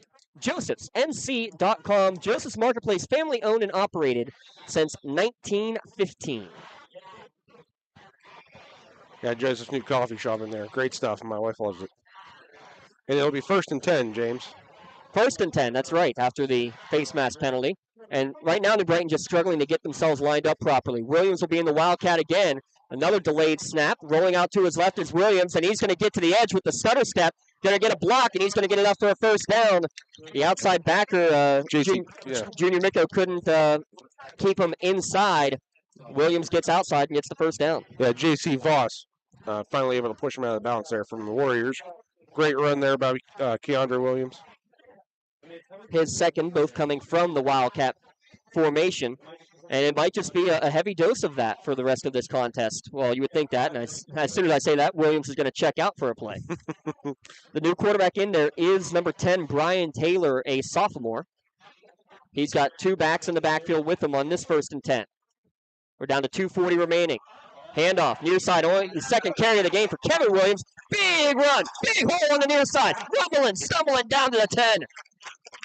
Kevin Williams, a 31-yard pickup, and New Brighton into the red zone. Yeah, J.C. Voss, again on the tackle there for Mohawk. Great run. But had to chase him down, did Voss. And man, Kevin Williams, a big boy, and when he gets going in the running downhill, tough to bring down at 5'9", 230.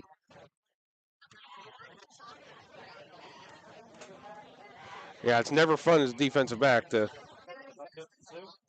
have to bring him down. Wildcat on 1st and goal from the 10. Again, Keandre Williams will roll out to his left. Another stutter step. He'll throw this one, and it is going to be in and out of the hands of the intended target at the 5-yard line. Again, he did that little stutter step. This time, Micko a better job of not giving up the edge.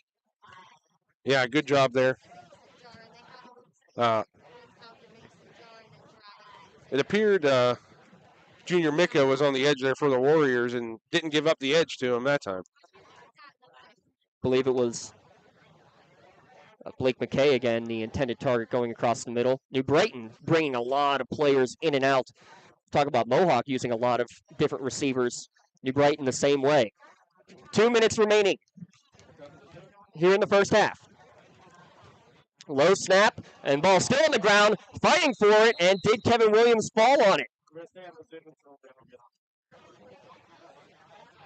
I think somehow Kevin Williams got it literally between his legs. Mohawk saying they have possession, still waiting for a signal. There it is, Mohawk football. Number 68 coming out of the pile. That's his second fumble recovery of the night. Vinny Perry, he's a Mohawk. Oh, that's right. Always exciting when a defensive lineman gets the ball in his hands. All he's missing today is a big rumbling, bumbling, stumbling fumble return, right? Still plenty of time left to get that one. Well, right now we have an early nomination for sure for our LCAP player of the game. Coming up after the game, we will give our LCAP player of the game. Thanks to LCAP, our powering sponsor here at the Lawrence County SportsNet, lccap.org. LCAP, changing lives. 1:44 remaining. We'll see how aggressive Mohawk chooses to be. Voss, pump fake, and he's going to get wrapped up deep in the backfield at the 6-yard line. Yeah, that was Alex Mittner of the Lions. Got great penetration in there. Was able to drag J.C. Voss down for the sack. And finally, after about 10 seconds, Coach Greco was trying to call timeout. Finally, he's going to get it. A loss of 7 on the play, and I believe that's the final timeout for New Brighton with 1:26 remaining. Their final Pontius Insurance timeout. Again, visit Pontius Insurance online, pontiusinsurance.com, Pontius insurance.com. Special thanks to them, and special thanks to all of our sponsors. Again, give a shout out to Luxembourg Garbett, Kelly and George. They've been keeping promises for over 80 years. Let their team of AV-rated attorneys guide you through the legal process. Visit them online at lgkg.com. At Luxembourg Garbett, Kelly and George, we try cases, and insurance companies know it. So after that sack, New Brighton, we believe, out of timeouts. Well, I did not see the signal from the official there, Bub, the official out of timeout call. Yeah. I'm not quite sure if they have one left or not. I think they just gave it there. Okay. So that's it then. I believe Mohawk has one remaining. That's what I had on my sheet, but don't trust us. Second and long, handoff up the middle. Not much room for Carnucci. Gets out to the 9. Clock will run. And if Mohawk can get another play that takes about 3 or 4 seconds, they won't have to snap on 4th down.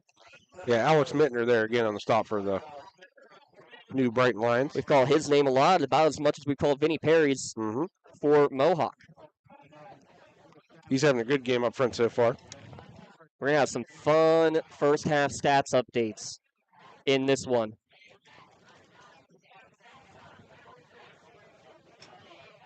Mohawk probably going to be content to wind this all the way down and call their final timeout.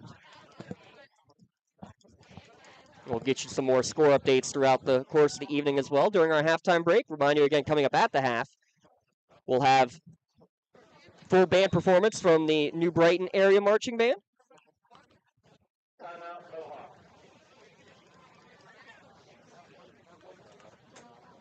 And then we'll have the Trib Live High School Sports Network halftime show as well, as there is a final timeout called by Mohawk, your Pontius Insurance timeout. A crazy first half, to say the very least. Mohawk with 5 possessions, all 5 of them have gotten inside the 25-yard line of New Brighton, but they've only been able to score 2 touchdowns, a couple of fumbles and a blocked field goal attempt. New Brighton, at quick count, has only run 13 offensive plays in this game, but 2 of them have gone for long touchdown passes from Gabe Haddix, who now sits on the sideline with a shoulder injury. Yeah, that's right, James. Talk about efficient for New Brighton's offense. When they had Gabe Haddock anyway, I think he probably ran about 8 plays himself. But hopefully he's all right.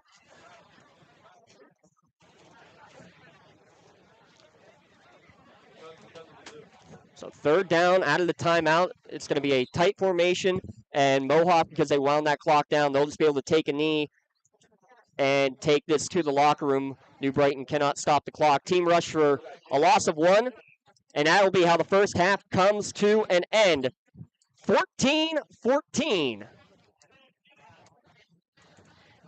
Now they're waiting. I guess they're going to wait and make sure the last 15 seconds do wind down off of the clock before the teams will adjourn to their respective locker rooms. And there is the end of the first half. Mohawk 14, New Brighton 14, here from Oak Hill Memorial Stadium. We're going to take a 2-minute timeout, come back with the New Brighton halftime show. Don't go anywhere. It's the Lawrence County SportsNet, powered by LCAP. Trib Live High School Sports Network is the official video and audio streaming partner of the WPIAL. We broadcast over 2,000 sporting events each year and cover 17 sports in over 170 schools.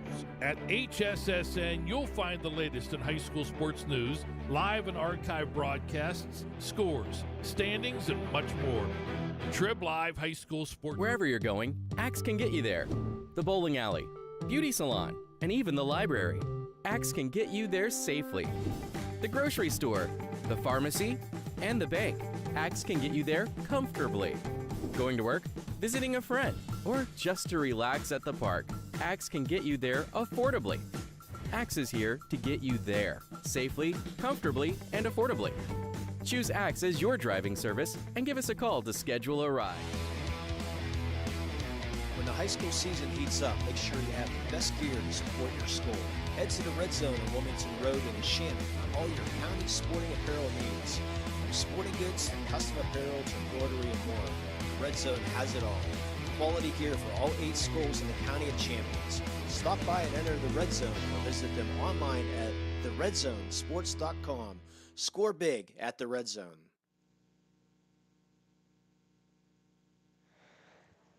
Halftime here at New Brighton. Mohawk 14, New Brighton 14. During our halftime break, we're just going to turn it over to the sights and sounds of the New Brighton Lions Marching Band under the direction of Mr. Jeff Frankenstein. Your drum majors tonight are Eli DeBaker, as well as Shanna Jackson, drum captain Aaron Elliott, Lionette captain Carly Schaefer. Movie themes coming for the New Brighton Marching Band: Star Wars, Danger Zone, Respect, and Everything is Awesome. Everything going awesome for Mohawk in the first half. 5 great drives, only 2 resulting in touchdowns. With that, we're going to turn it over with a 14-14 halftime score to the New Brighton Marching Band with the movie theme halftime show here from Oak Hill Memorial Stadium. Turn it over to the marching bands. Ladies and gentlemen, please welcome back onto the field for New Marching Band.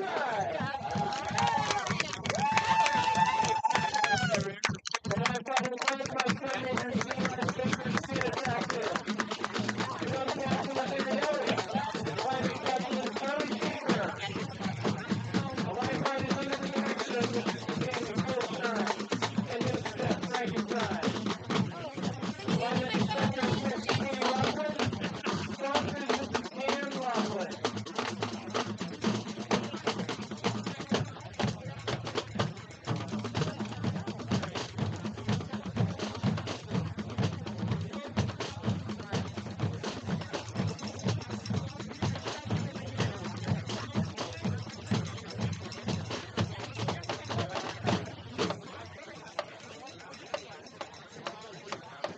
Run majors, is your band ready?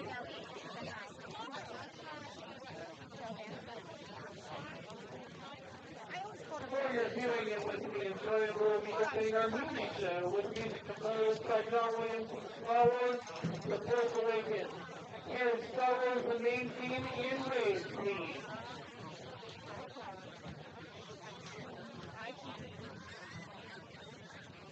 Hi, I'm here too.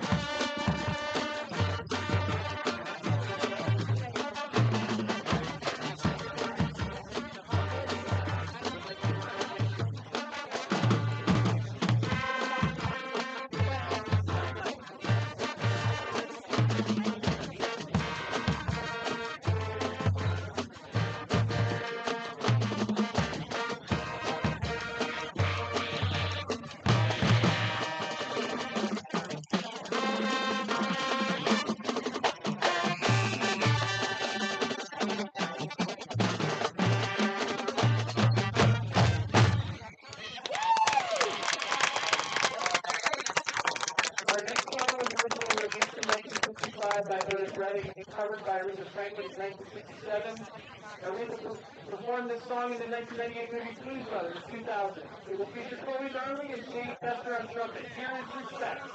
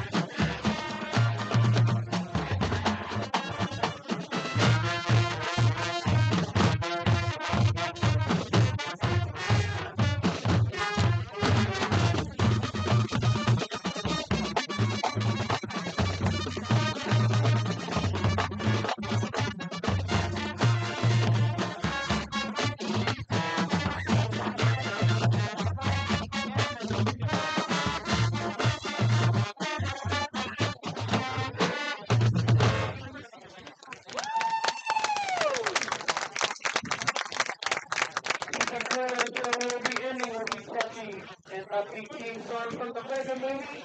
Everything is out there.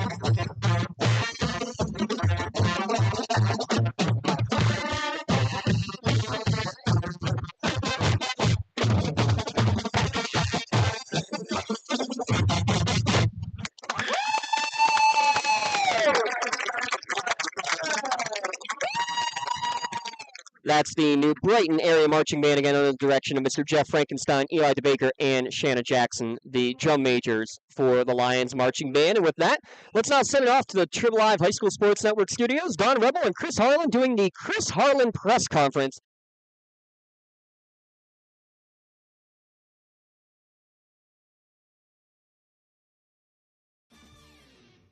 Week 4 edition of the halftime show on the Trib Live High School Sports Network.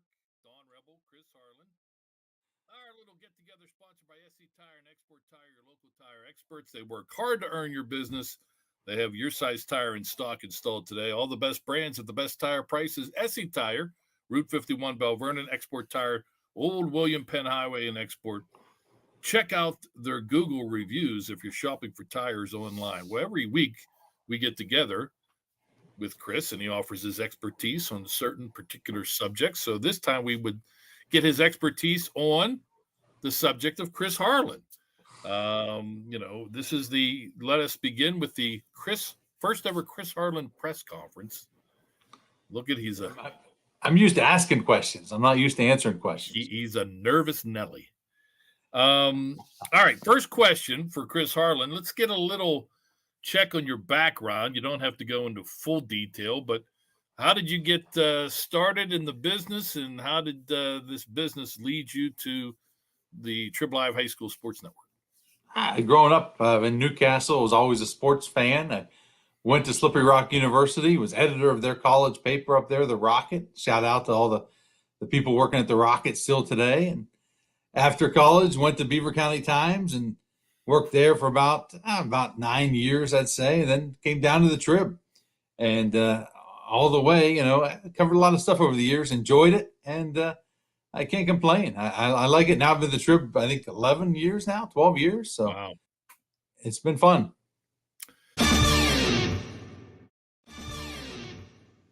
All right. So we get the background out of the way. Let's start. That wasn't too painful. Yeah. See. 6A. We've talked about it between the two of us, on the air, off the air. 6A football. Oof. With the fact that realignment's coming for over the next 2 years, and there's probably not going to be a whole lot of help moving up, and there could be some teams moving down. Can 6A football in the WPIL be fixed? I think the big question is how many schools are even going to have next time. I mean, what are we at 8 right now? I mean, that could go to 7. It could go to 6. as more and more schools get bigger on the East, the numbers here end up dropping. I think they should do something where they combine 5 and 6. I do think that's the only real solution, because there's a lot of teams in there, especially the small 6As and the big 5As. There's not a big difference between them. I understand some of them don't want to play Central Catholic or play North Allegheny, right. But I mean, look at Pine Richland. They're a 5A school now. They were a 6A school for a number of years here. I think the only option really is to somehow come up with a combined 6A, 5A, and then come up with a way to send separate teams to the state playoffs, a 6A qualifier and a 5A qualifier. We're going to be, come next week, everything will be conference play. 10 of the 17 conferences began last week in WPIL football. Now we're starting to talk about games being canceled again, and a handful of games canceled for this upcoming weekend. Do you feel now that it's probably inevitable that come playoff time, there's going to be some games that are affected by the ongoing pandemic? It sure looks like it. I was a little more optimistic a couple weeks ago because it was few and far between the cancellations. But as you see now, we're getting into more conference play. You're seeing more and more games get canceled. And at this point, there's no way to make those games up. So, if, they've said they're going to declare them no contests if it's caused by COVID cases and team doesn't have enough people to play. So yeah, I think you're going to have some troubles down the road. And it may be like last year where they end up having to have the football committee make the decision on who's in and who's not. Yeah. All right, halfway through, the Chris Harlan press conference will continue, and the halftime show continues on the Trib Live High School Sports Network. Need new tires in a hurry? SE Tire has your size tire in stock. Install today. Before you hit the open road, see the tire experts at SE Tire. We do tires, and we do them right. Before you hit the open road, see the tire experts at Export Tire. We do tires, and we do them right. If it has wheels, we have the tires. Export Tire, your commercial tire headquarters.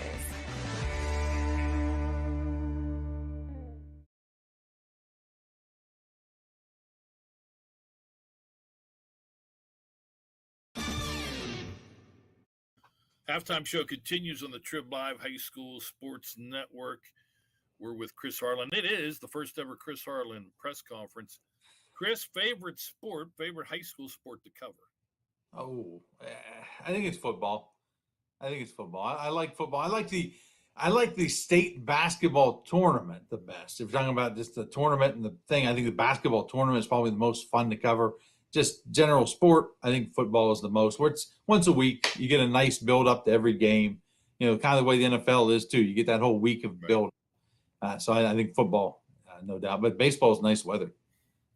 Indeed. Well, later in the season. Sometimes. All right, Mount Rushmore. Who's on your Mount Rushmore of WPIL football coaches? Oh, football coaches. Current, all time, we're saying? All time. All time.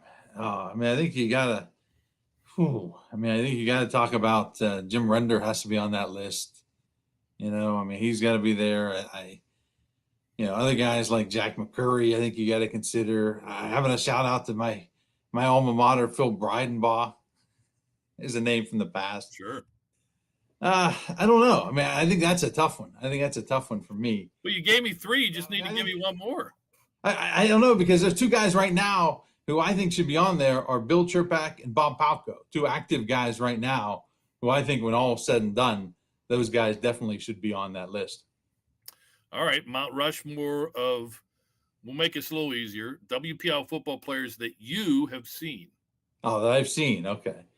We got to put Terrell Pryor and Darrell Rivas on that list. Those two guys, I saw them tremendous. Darrell, my favorite story about him was he was a sophomore, and I ran into him and I asked him how to spell his name because we kept spelling his name wrong. 2 R's, 1 L, 2 L's, 1 R. And I said, how do you spell your name? And he said, it doesn't matter. He was a sophomore. But now everybody knows how to spell his name. So I always enjoy that he went on to be one of the most recognizable names. 2 more. How about recently? I might put Phil Dracovic on that list. He was really good at Pine Richland, just what he was able to do at the highest level as a quarterback. And one more. Oh, man. One more. Any suggestions from you, Don, for that fourth spot? LeVar? It was before my time. Breston? Breston could be on there.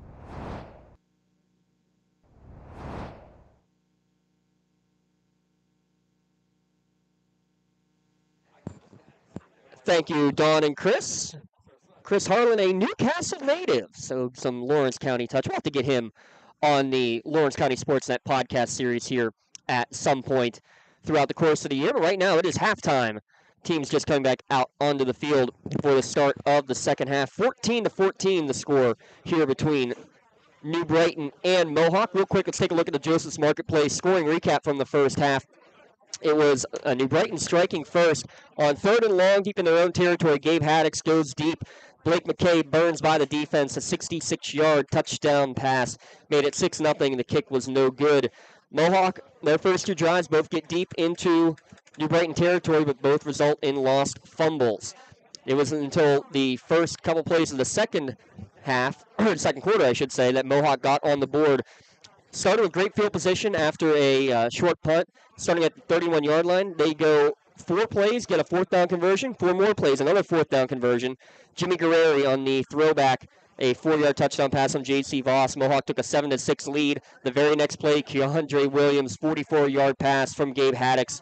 He also caught the conversion to make it 14-7 in favor of New Brighton. But then Mohawk responds after getting a fumble deep in New Brighton territory. Reverse for Conti, got it down to the 1-yard line. J.C. Voss sneaks it in from there.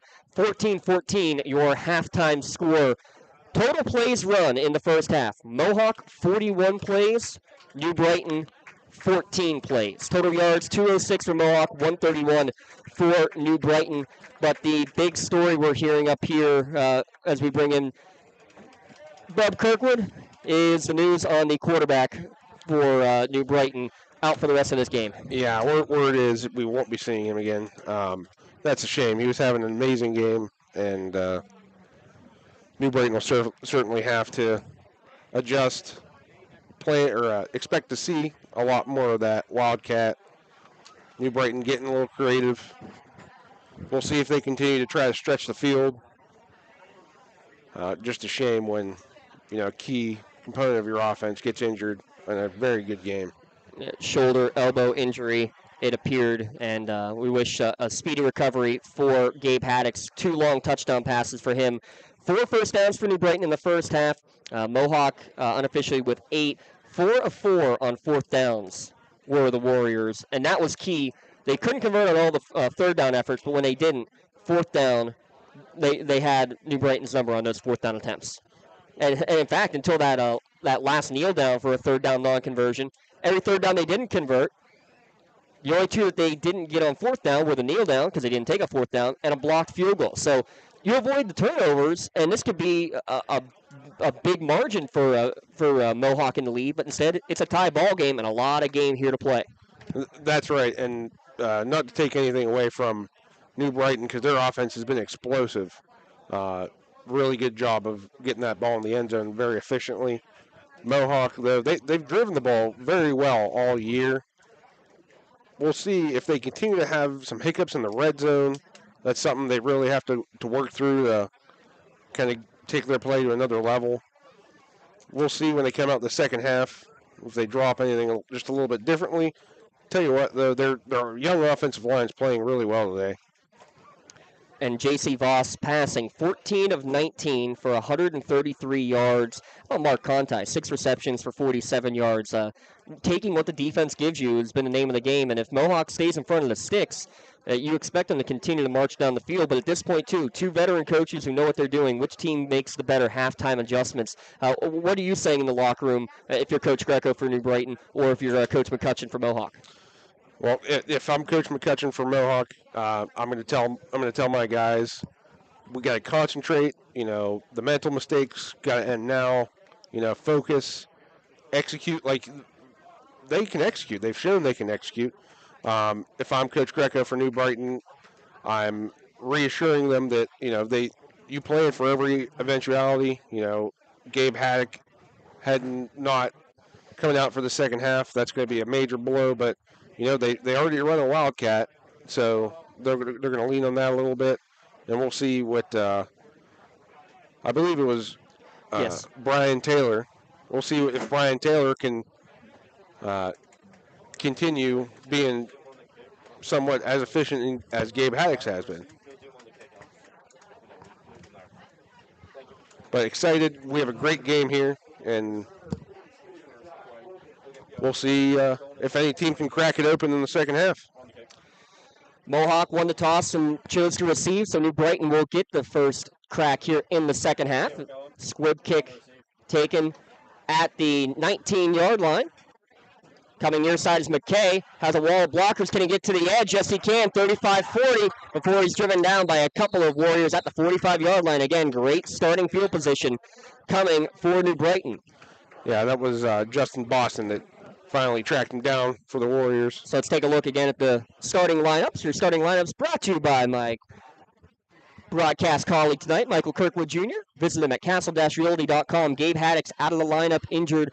You'll see number 10, Brian Taylor, in there at quarterback. Kevin Williams in the backfield. You'll see Keandre Williams and Blake McKay, the main receivers. And the O-line, Christian Kirshner, Xander Reynolds, Trent Porter, Jaden Maben, and Alex Mittner. It will be the new quarterback into his first throw. Finds his playmaker, Keandre Williams, across midfield for a 5-yard pickup. That's a great way to get your new quarterback, Taylor, involved early. Just a nice, quick, easy pitch for a 5-yard gain. Yeah, great play call there. Get him comfortable, get him moving. Short, nice route. Get kind of his feet under him. We'll see if New Brighton continues. 5-yard pickup, 2nd down and 5, upcoming now for the Lions. Again, they only ran 14 plays in the first half. I think more than anything, too, get a sustained drive. I know your defense has been in the locker room, but get him some time on the bench. This time it's Pugh who takes the carry from the Wildcat. He's dragged down by the jersey, but not until he picks up 6 yards on a first down. Yeah, A.J. Carnucci chased him down there, drug him down from behind. Fans wanted a face mask or a horse collar, but got the jersey in a proper position up by the shoulder pads. Yeah, that's right. It could look like that was a clean tackle. It can look like a horse collar, but he didn't have any of the pads in his hand. Yeah, you can get the jersey even in the back, grabbing the nameplate, as long as you don't get under those shoulder pads. So it's back to Taylor in the gun. Kevin Williams, and the ball goes right through the hands of Taylor, going back into his own territory and falling on it back at his own 42-yard line. Looked like a good snap, but was a little quick and right through the hands for a big loss. Yeah, Jimmy Guerreri was threatening there, but that was a good job by Brian Taylor of getting back on that ball. New Brighton now with 10 rushing yards here in the ball game. They just haven't been able to do much on the ground, and that bodes a little bit of trouble when most of your offense was in the passing game last week against Elwood and here in the first half today, but now your star quarterback, who's been a star senior all year, he's not in the game with a shoulder injury. Yeah. The air snap will bring up second and about 22. 26 says the scoreboard, but I trust you. Drop back to pass near side, and a nice catch made. Hefty hit from J.C. Voss. Keandre Williams giving up the body. Actually, check that. That was number 21, Eric Montañez, with his first catch of the evening. Hey, that's a good job by Eric for going up and getting that ball. And J.C. Voss, nice clean hit. And avoided, the wrestling move and the suplex that could have resulted in major penalty yards. Instead, after a completion of 8 yards from Taylor to Montañez, a 3rd and long, we'll call it 3rd down and 18. Taylor in the gun, he'll send trips to the top of the formation. And we have a flag thrown at the snap. They're going to throw it deep down near sideline. It's going to be intercepted. Retort with the pick. Mohawk's going to get it back towards midfield. Flags at the snap are going to be for an illegal formation. That penalty will be declined. The 3rd Warrior takeaway, and a big one there to get the interception for Dante Retort. Yeah, Brian Taylor floated that ball just a little bit, and Dante Retort with the good heads-up play and come up and take advantage. Looks like Mohawk will be getting the ball about midfield. Marking it currently at the 48-yard line. So they're going to say it's illegal procedure. That penalty will be declined. So now let's take a look at the Mohawk starting lineup again. J.C. Voss in the first half went 14 of 19 for 133 yards. A passing and rushing touchdown for Voss. In the backfield, A.J. Carnucci and Junior Micco. Wide receivers with receptions today. Bowden Leslie, Mark Conti, and Joe Reed. Also the tight end, Jimmy Guerreri, with a reception in the first half. And the offensive line, Colton Root, Charlie Schillenberg, Vinnie Perry, Alex Chapman, Michael Dominic. You also see Jack Mays rotate in and out. First and 10, 8:39 remaining in quarter number 3. Glad you can be here at lcsportsnet.com. I'm James Dotson. Bob Kirkwood alongside. Joe Morozak, our producer today. Ashley Haltula running the camera. Now we'll see what adjustments Mohawk made. Leslie goes in motion. They're going to do the zone read. A big hole. A lot of room for Voss. Off and running. Makes a man miss. You're not going to get him. J.C. Voss, 52 yards. See you later. Great play call. And an even better run. J.C. Voss on the read.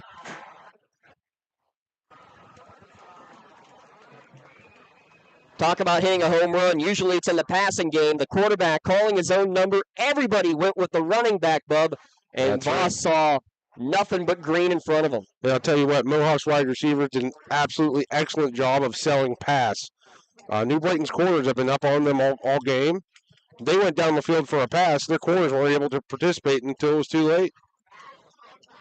Well, Mohawk, a balanced offense now. 23 rushing plays, 19 passing plays, and a 21-14 lead after Wilkins makes the extra point. We'll be back in a moment with 8:27 left in the third quarter. It's the Lawrence County SportsNet, powered by LCAP.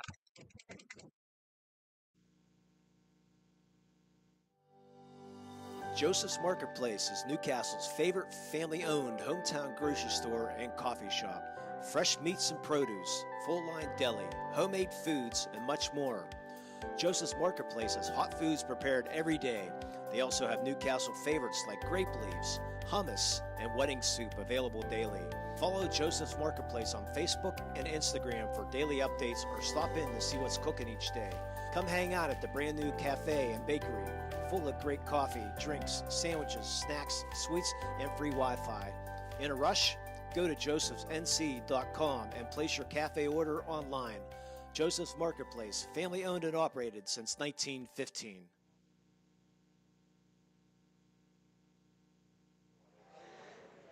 One play, 52 yards, a 21-14 advantage. J.C. Voss, his third touchdown of the evening. Tell you what, this quarterback, he's played phenomenally this season, especially tonight, Bub. Absolutely. He's having a really great game. He's spreading the ball out to his receivers, and he just came through with his feet for this Mohawk Warriors team, and looks like with a little bit of an errant kick there. Wilkins been trying his best to keep it away from these dangerous return men. That one, though, kind of off the side of his foot, went out of bounds. And I'll tell you what, if I'm Coach Greco, I'm making Mohawk re-kick this because every single one of the kick returns have gotten at least out to the 40, 45-yard line. Yeah, that's good insight, James. That might have been accidentally on purpose. That one was so out of bounds, so it will go marking it back. Okay, it did go out of bounds past the 35, so they will mark it at the 35. But now they are having a discussion. Yeah, if it were me, I would have them re-kick it. But nope, they'll mark it at the 35 and get that New Brighton offense on the field. First and 10. It'll be Kevin Williams in the backfield. Taylor, the quarterback, in for the injured Gabe Haddix. Man in motion, handoff to him as Montañez. His first carry, cuts back inside, makes a man miss. Look out, across midfield. There's the speed, gets inside. Home run, hey, coming the other way. It's a touchdown, but hold the phone. There is a flag thrown back around the 35-yard line. Right now, it's a 65-yard touchdown. That was an absolutely beautiful run by Eric Montañez. But it might be all for naught. I think I saw it, and it was so far away from the play. That's what I was going to say. I think you're right. It did not have much of an impact on the play, but I think you are going to get a block in the back. No, it's just a sideline warning. It is just a sideline warning, so the touchdown stands 65 yards. Eric Montañez. What a great run. Backyard football style, cutting across the whole field. Great vision. We got a ball game here, Mr. Dotson. Well, a pair of one-play drives. That was what Mohawk Coach McCutcheon was worried about, is the speed of these Lions. Now on to attempt the extra point. Low snap. Williams able to corral it. Good job to get it up. The kick is off to the left. No good for Caden Podlinch. So Mohawk hangs on to a 21-20 advantage. We'll keep it right here on the Lawrence County SportsNet powered by LCAP. 21-20 in favor of Mohawk.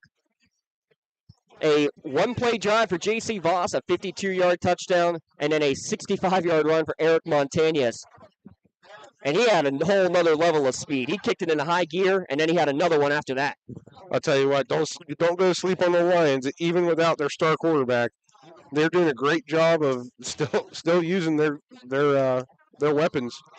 I'll tell you what, and I'm really glad what I saw was not a penalty too, because I felt like it shouldn't have been. So yeah, I agree. There was definitely contact in the back. It had no impact on the play, but at the same time, it ended up being a sideline warning against New Brighton. So if it happens again, they would get penalized 15 yards, but that was just an excitement warning, basically. Yeah, someone potentially could have come out on the field too, but away from the play, so that would have been a sideline infraction. Well, another one-play drive. That's the third one of the game. New Brighton to kick it away. Taken at the 25 by Mohawk. Makes a man miss on the far sideline. That's big number 1, Trenton Miller. And I mean small number 1, I guess we should say. 5'9", 155-pound junior with some shifty moves and gives Mohawk decent field position at about the 40-yard line. Yeah, we'll see if Mohawk can continue their success from the last couple drives, actually. We got a ball game here, folks, on the Lawrence County SportsNet powered by LCAP. And some big-time plays that could be our Maley Chiropractic play of the game, though I still think we may not have seen our play of the game yet. Lots of time remaining. Voss, this time hands off near side. Carnucci, not going to go very far. I actually checked that. That was number 24 on the carry. That's Justin Boston, the sophomore, getting his first carry of the night. Yeah, he was brought down by big Trent Porter up front. 5'11", 295 pounds. Great play. Got in the backfield, and most of Mohawk's game has been with the aerial attack, minus that long J.C. Voss run. But again, a good balance of run to pass has really made it difficult for defenses all year so far to really have an idea what these Warriors are going to do. 2nd and 10. Voss looking to his right, pumps, now rolls right. He's going to launch one down the field. Has a man streaking down the seam, and it's going to be caught. Who else? Mark Conti at the 30-yard line, a 30-yard pickup. I'll tell you what, that was a perfect route execution there by Mark Conti. Their two-move route, a little out and up, just like in NCAA or Madden. And I'll tell you what, a great throw there by J.C. Voss to hit him. Maybe a little bit underthrown. But I'll tell you what, they'll take that. It had to be a perfect throw because you had the safety creeping over at the last second, too. Handoff, Junior Micko, up the gut, not much room, but fights forward. He'll pick up 2 or 3 yards on first down. And again, Mohawk staying, for the most part, in front of the chains. Micko's 3rd carry of the evening. Down to 6:45 remaining in this 3rd quarter. Tied at 14 at half. J.C. Voss, a 52-yard keeper, put Mohawk up. And then Eric Montaigne on the jet sweep, went 65 yards. Just his second touch of the game on offense. Have a feeling you might see his speed out there on the field a little more here as this game continues. 2nd down and 8 for the Warriors. Miko. No, fake to Miko. Voss is going to keep it. Go over a couple of Lions tacklers inside the 25 down to the 24. Deshaun Harmon looked to get there first and not be fooled by the option that time. Yeah, defense stayed at home on that play. Mm-hmm. It's all about discipline, and how do you avoid that eye candy, especially as a defensive end, and not crash down on the running back? Yeah, you have to remember your assignment. You know, it's good to play hard, but you have to play smart and hard at the same time. 3rd down and 4. Mohawk needs to get inside the 24, 1st down. High snap, Voss, fake, rolls right, stops back, throw over the middle, and Guerrero, did he hold on to that? He did! What a catch, Jimmy Guerrero! He got flipped around like a rag doll and is able to hang on for a 6-yard gain on the 1st down. What a play by Mr. Guerrero there. Went up, got that ball, brought it down, just willed it down. That's a good way to put that. He willed it. Impressive. And with that, Mohawk has entered the red zone.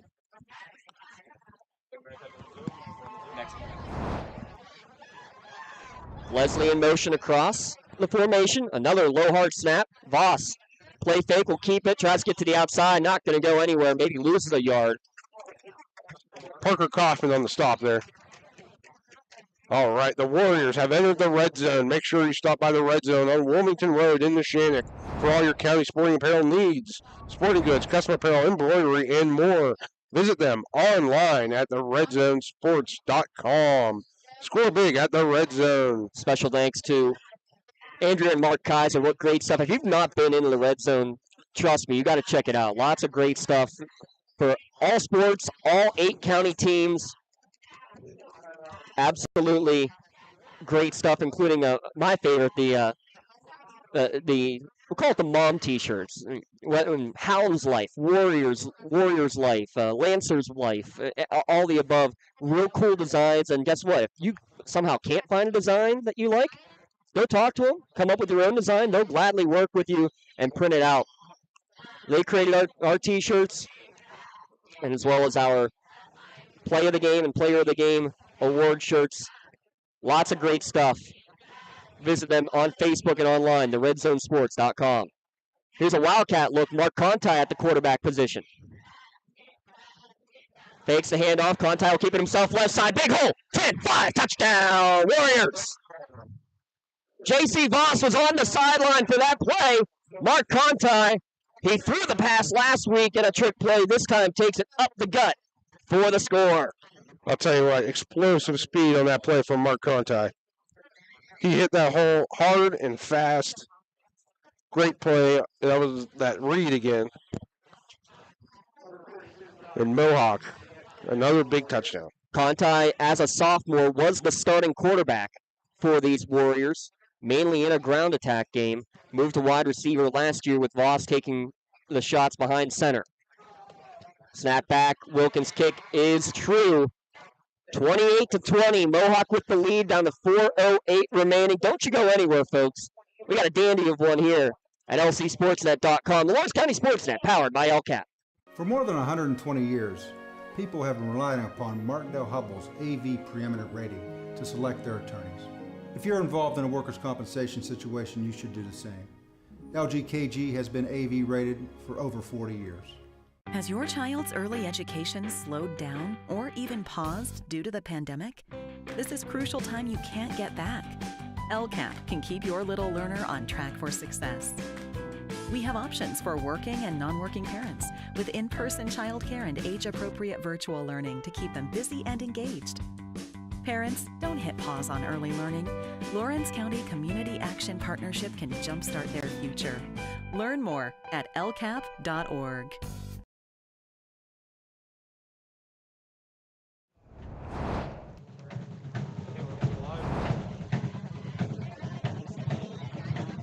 Five-play scoring drive, and it was capped off with a touchdown run from Mark Conti at the quarterback position. Another squib kick down the far sideline that goes out of bounds. Another flag, and again, maybe by design here, trying to keep it away from everybody. And this time, I think New Brighton's going to listen to us up here and take a re-kick.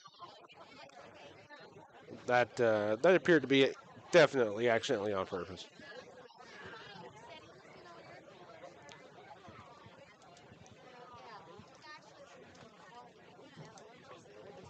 So that'll be a 5-yard penalty. That'll push it back, and another kick upcoming. Mohawk's done their best to keep it away from the dangerous return man, but even such, the upbacks have gotten big returns. I believe it was Johnny Dietz on one early. He got back close to the Mohawk 40 or 35. Yeah, New Brighton's given themselves a great starting position. Most of these kicks. Well, we'll see what Wilkins will do on this attempt. It's all been short squibs. Last two have gone out of bounds. Deep men still standing around the 20 for New Brighton. Haven't been cheating up yet.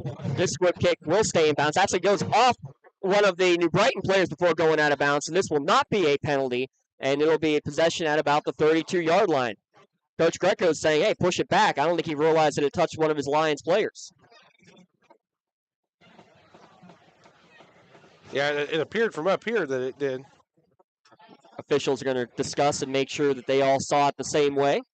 While we do remind you, coming up after the game, switch over to the Trib Live High School Sports Network scoreboard show. Don Rebel and a cast of thousands from the Excella Health Studios will have the scores from tonight's game, plus recaps, headlines from this evening's best games. Trib, hssn.triblive.com.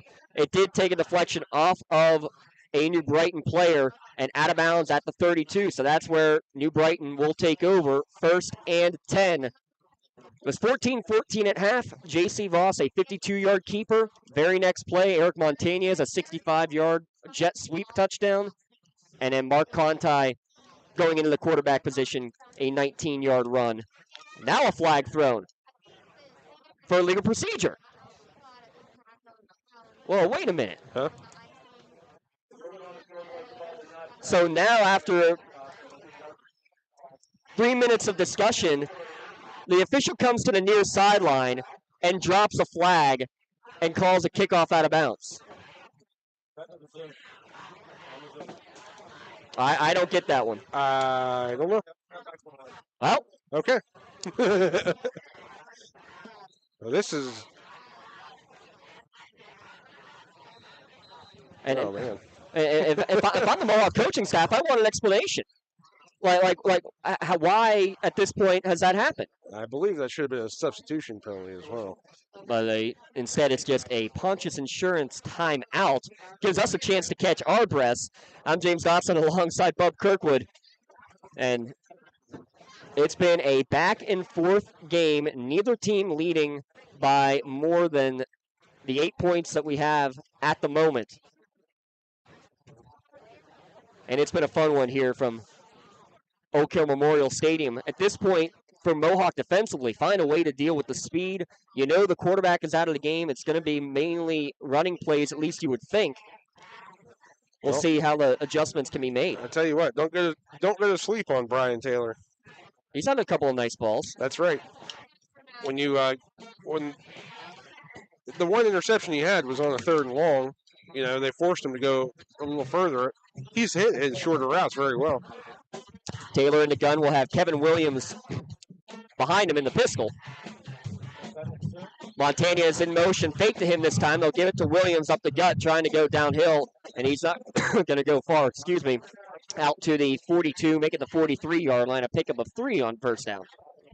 Only the 3rd carry for Kevin Williams.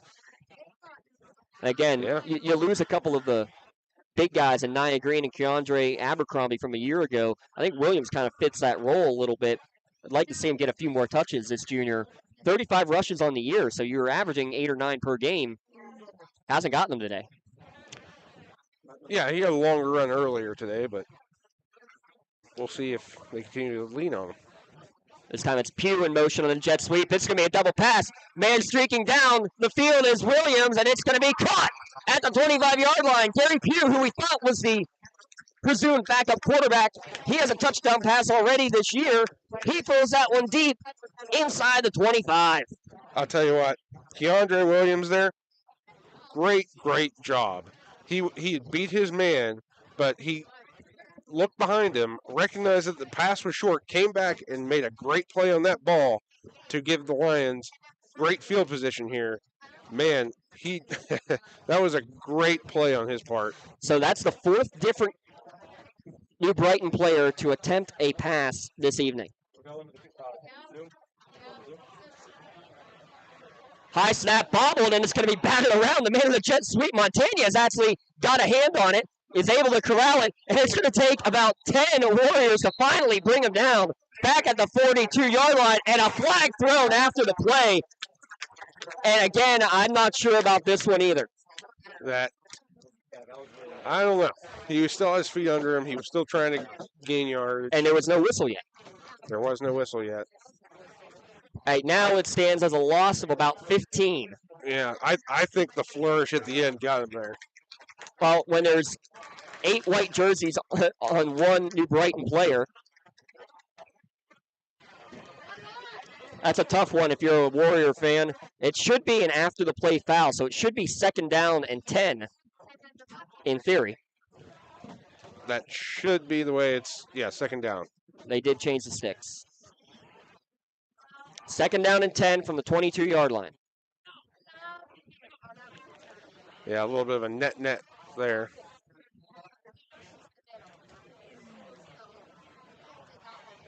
Now they got the sticks changed. 2nd down and 9, so a loss of 14, 15 back on the penalty. Unofficially, that is the 9th Mohawk penalty here this evening. Pugh in the gun this time, rolling out to his right, throws, caught at the 15. Dragging tacklers and thrown out of bounds, and there's going to be another flag. There's going to be 1st and goal inside the 2. Pugh to Blake McKay, and again, just slung down after the play ended.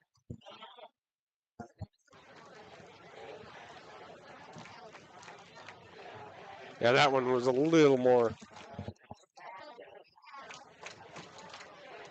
A little egregious there. Questionable, yes.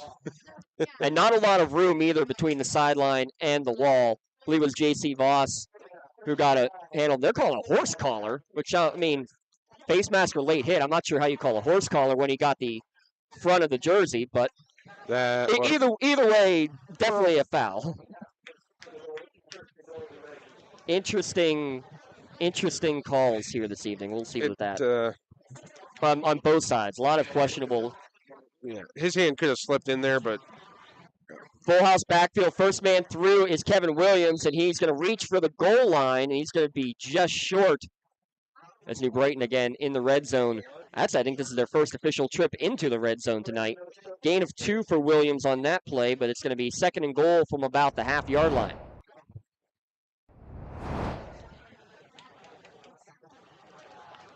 We'll see if they continue to try to punch in on the ground here. Yeah, the full house backfield. Again, a turn. First man through is Williams, still fighting. Still no signal. 2nd effort, 3rd effort, still waiting. Linesmen are coming in slowly, so I think Mohawk has held them up for another play. Down to 2 minutes remaining here in this 3rd quarter. Yep, I'll bring up 3rd down.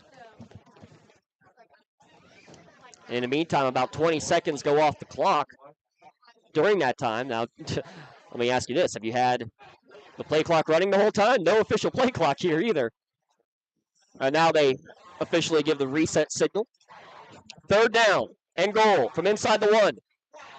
This time, ball on the ground. The Muff handoff, and I think Mohawk's on top of it.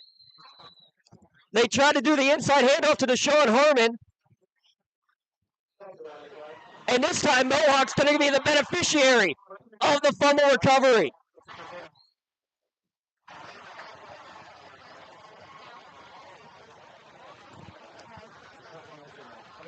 Hey, that was Alex Mittner. Wrong 55. 55, Charlie Schillenberg of Mohawk. Incredible. So Mohawk holds firm inside the 1 yard line. The botched handoff. Incredible. Score remains 28-20. That's a great job of that Mohawk front. Not giving up and keeping them out of that end zone. And now a QB sneak, and I'm not sure that they got out of the end zone. Line judges are calling it just a little short, or just a little out, excuse me. No gain on the play. We're down to a minute remaining in the third quarter, and at this point, if you're Mohawk, you're just trying to get out away from that goal line. That's right. 2 points can mean a lot in this one. Had a lot of action down at that side. Near the goal line, Mohawk a fumble deep in as they were driving the score earlier. New Brighton the same thing. Voss again will go under center. Less than a minute to play in the third. Voss again, a little hesitation before he sneaks forward on this one, and he's going to get out to about the 5 yard line before forward progress is stopped. Nice 4 yard QB sneak that time. Tell you what, J.C. Voss knows where to go. He stuck his head up again, just like earlier on the QB sneak. He snuck with his head up. That's very important. You just want to bury your head into your center's, backside and just go for a few yards or, whatever happens to him. He kept his head up, and he found the hole over the left side. And now it brings up, 3rd and 6. But that'll be the final play of the third quarter. 28-20, Mohawk with the lead. We'll switch sides, take a break, catch our breaths, come back for fourth quarter action. Don't go anywhere. Mohawk and New Brighton here on the Lawrence County SportsNet, powered by LCAP. Has your child's early education slowed down or even paused due to the pandemic?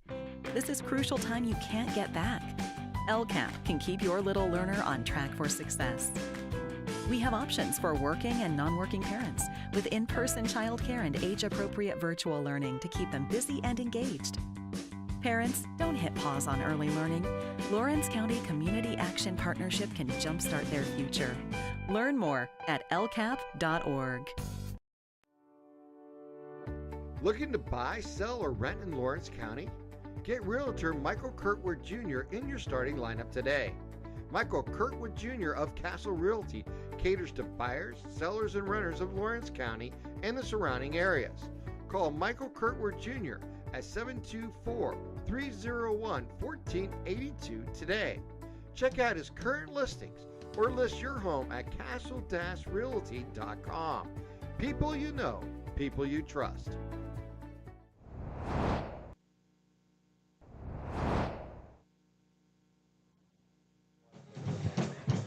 12 minutes on the clock. Mohawk 28, New Brighton 20 here on the Lawrence County SportsNet, powered by LCAP.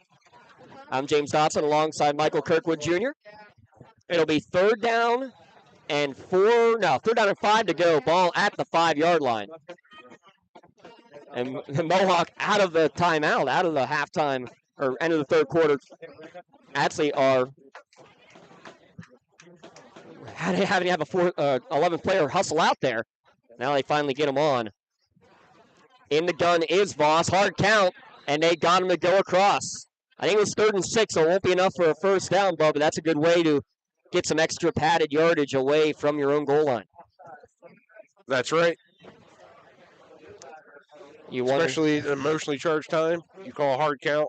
As long as you trust your offensive line and offense to stay onside, no reason not to do it. At that point, you tell them, no matter what, you do not move. We'll take our own 5 yard penalty for delay of game before you false start. That's right. Third down and a long one. Wonder if Voss will go back under center to sneak. No, he will be in the gun. 2 receivers each way. Voss is going to look on his quick hitch. This time caught by contact. First down. Breaks away from the tackle at the 30, 40 before he's dragged down. Whoops, at the 41 yard line. Another big play for Mark Conti, his 8th catch of the day. We have a lot of great performances here this evening. It's going to be tough to choose an LCAP player of the game at the end of this one. Yeah, that's right. I looked like Darryl Rogers finally got there for the Lions. But Mark Conti putting together quite a game here. 8 catches for 97 yards unofficially. And even bigger, the fact that you have the clock running now for Mohawk early fourth quarter and a fresh set of downs. This drive started at their own 1 after the fumbled snap. Ball's going to throw out into the flat at the feet of Junior Micko, and that's a headsy play by G.C. Voss just to throw it at an intended receiver. Yeah, that's a veteran move by Voss there. Not trying to force anything. Just get the ball out of your hands, make it 2nd and 10. The only bad news for Voss is that ends a streak of 9 straight completions for the senior quarterback. That kind of stats for the people like you, James. Fair enough. Couldn't have said that much better. 2nd down and 10, early fourth quarter. Voss in the gun, play action, rolling right, fires one down the field, adjusting, trying to make the catch over the shoulder, and it's going to be intercepted. Intercepted by Blake McKay off the deflection. What hands? It first looked like Joe Reed was going to be able to take it off of the back of McKay, but he gets the bounce and gets the interception. Yeah, that was a great play there. There is a flag on the far sideline, Bub. Oh, boy. So hold the phone. That was on the complete other end. Pass interference is going to be called against McKay. Reed was trying to come back to the ball, say the officials. And it's going to be a bailout for Mohawk, and it erases what was an incredible play by the safety, Blake McKay. I'll tell you what, the official on the complete opposite end of the field, I guess you can argue that they had a better angle at it, but there was an official very close there. And that's tough because Reed was not, he was making an effort to come back to the ball, but not a big effort. There was definitely contact. I'm not sure enough that warranted a flag. A break now for Mohawk. Joe Greco can't believe it. Yeah, I don't know. That's a tough one. I don't think you can call that, but they're closer to the game than we are. You stole that one from Lee Moan, didn't you? I did. Lee Moan at the call, Shenango against Cornell, along with Tim Continenza, our other game on the Lawrence County SportsNet this evening. Mohawk with some life, a first down from that penalty. Fake the handoff, Voss will keep it, trying to bounce it to the outside, dragging guys forward, and he gets all the way to midfield, and another flag thrown late on this play. 9 penalties against Mohawk, 5 against New Brighton, but none bigger at this moment than that 15-yard pass interference, call against the Lions. 11-11 remaining in the fourth quarter. Mind you, we'll see what the call is.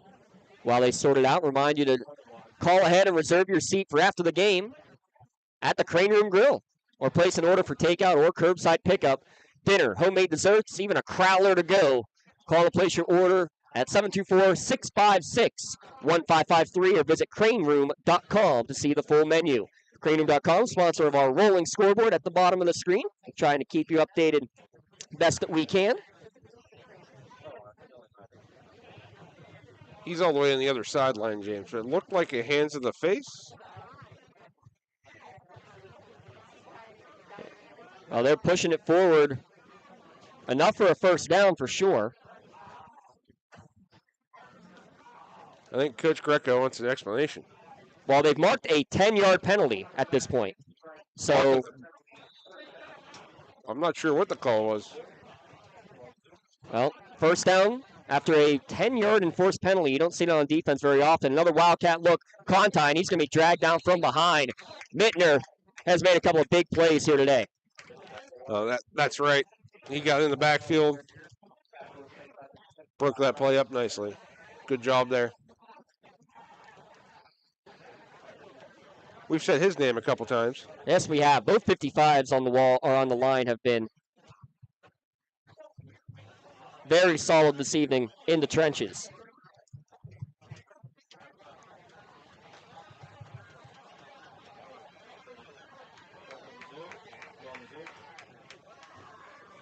Second down and 10.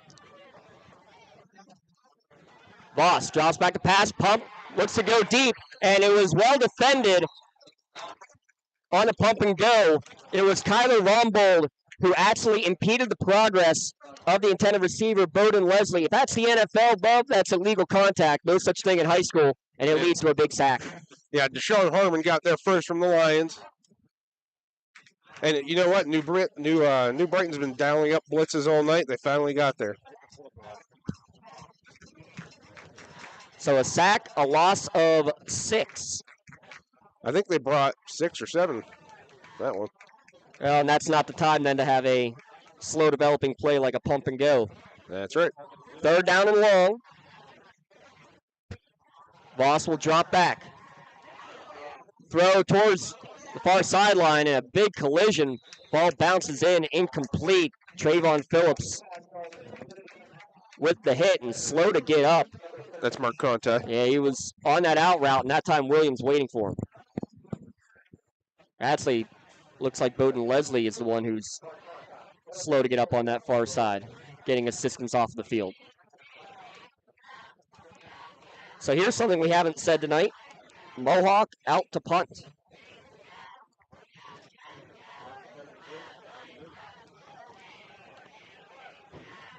Another long snap. This time well corralled. It's going to bounce at the 25-yard line, taken on the bounce by the return man, Keandre Williams. Look out, 25, 35, and out of bounds to the New Brighton bench at about the 37-yard line. 9:25 remaining. New Brighton able to hold serve, but Mohawk a good job of wasting 3 minutes off the clock, Bub, and getting at least a switch of field position. That drive started at their own 1. That's right. Ate up a bunch of clock. Now there were some miscues from New Brighton, or maybe from some other people out there. We're not sure, but well, at this point, let's put it this way, Bub. That's right where the interception occurred, anyway. True. In the end, just time came off. It's an extra minute of time off the clock. Football never lies, right? That's what they say. Down to 9:25 remaining. Just tuning in. Gabe Haddock's the starting quarterback for New Brighton, out of the ball game with an injury at the end of the first half. Fake. Gary Pugh's going to keep it at the quarterback position. Shake and bake, but he's finally brought down after a short gain on the play. Ruby Stewart on the tackle there for the Warriors. He tried to cut it back there and found Mr. Stewart in that hole. Is that a case of a little bit too much dancing and not enough going straight north and south? A little bit, but didn't look like he had a whole lot to work with either. Since Gabe Haddox has gone out of the game, Keandre Williams has taken Wildcat snaps and thrown a couple passes. Gary Pugh has thrown a pass. Also has Brian Taylor. So 4 quarterbacks in this game have thrown a pass for New Brighton.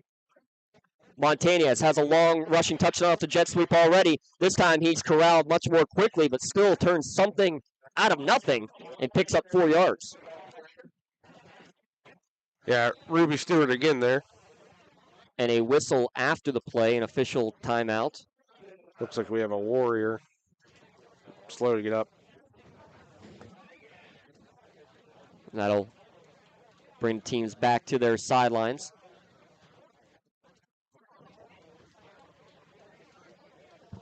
Don't show the injury.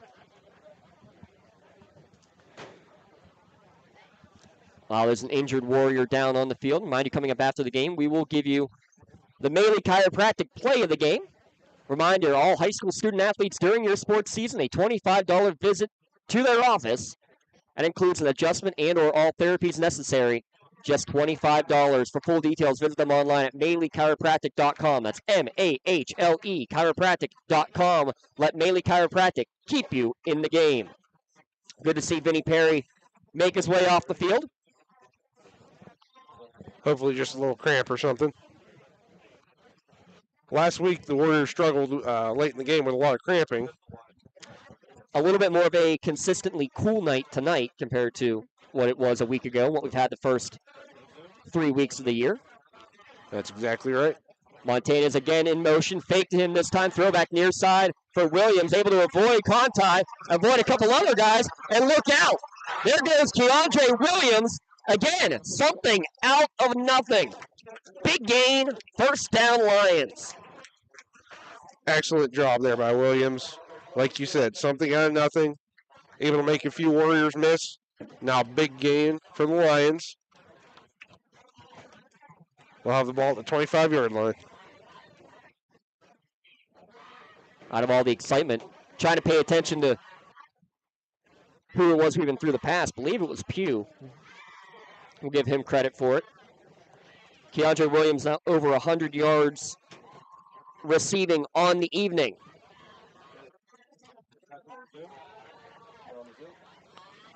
Pugh again in the gun.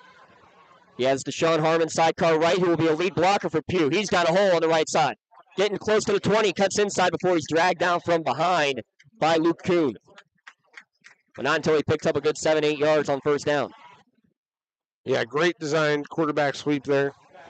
New Brighton really doing a good job of getting their speed into play here with some sweeps, some quick passes. They're still getting their playmakers the ball. Gain of 9, 2nd and 1 as New Brighton has entered the red zone. Keandre Williams in the gun this time. He'll go design run left. Cuts it inside. He's got the first down inside the 15. Shakes off a tackler. Gets away from another inside the 10 down to the 5. Extra yards here as I believe one of the defensive backs, that was Trenton Miller, had a piece of Williams' face mask. A good hard run there. Able to get quite a few extra yards after initial contact there.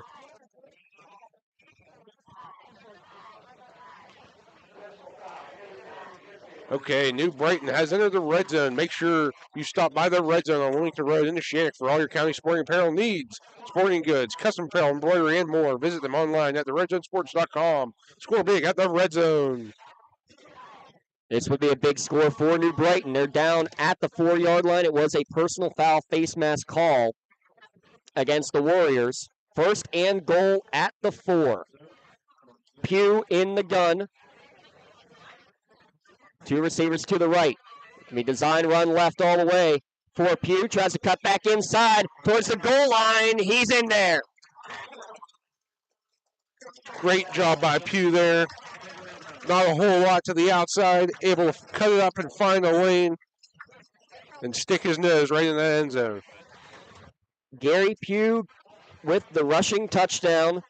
And now will be the all-important 2-point conversion with 7:22 remaining in the fourth quarter.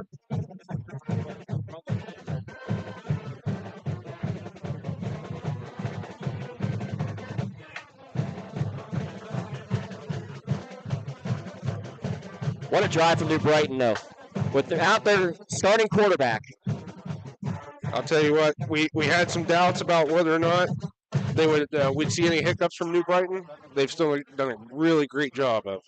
Pitch near side for Williams, trying to race to the corner, and he fumbles it. It's going to go out of bounds. Doesn't matter on the conversion try. No good. 28-26. Mohawk holds on to the lead. Don't go anywhere with 7:22 remaining. It's the Lawrence County SportsNet powered by LCAP. Wherever you're going, Axe can get you there. The bowling alley, beauty salon, and even the library. Axe can get you there safely. The grocery store, the pharmacy, and the bank. Axe can get you there comfortably. Going to work, visiting a friend, or just to relax at the park. Axe can get you there affordably. Axe is here to get you there safely, comfortably, and affordably. Choose Axe as your driving service and give us a call to schedule a ride. The Mohawk Education Association is proud to support Warrior Athletics on the Lawrence County SportsNet and wish good luck to all Mohawk students participating in extracurricular activities this season. Go Warriors! For more than 120 years, people have been relying upon Martindale Hubbell's AV preeminent rating to select their attorneys. If you're involved in a workers' compensation situation, you should do the same. LGKG has been AV rated for over 40 years.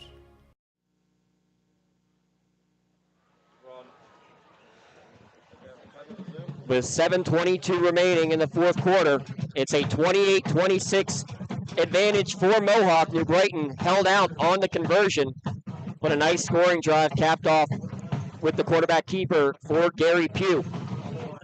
Low line drive kick will be taken at the 14-yard line by Mohawk, trying to go up the middle and getting upended near the 30-yard line on the return. I believe that was Junior Micko. It was, yes. So ball at the 29-yard line. 7:17 remaining. Mohawk punted for the first time this evening on their previous possession. They have controlled most of this game offensively, but in the second half, it has been New Brighton that has gotten some of the big plays. That's right, James.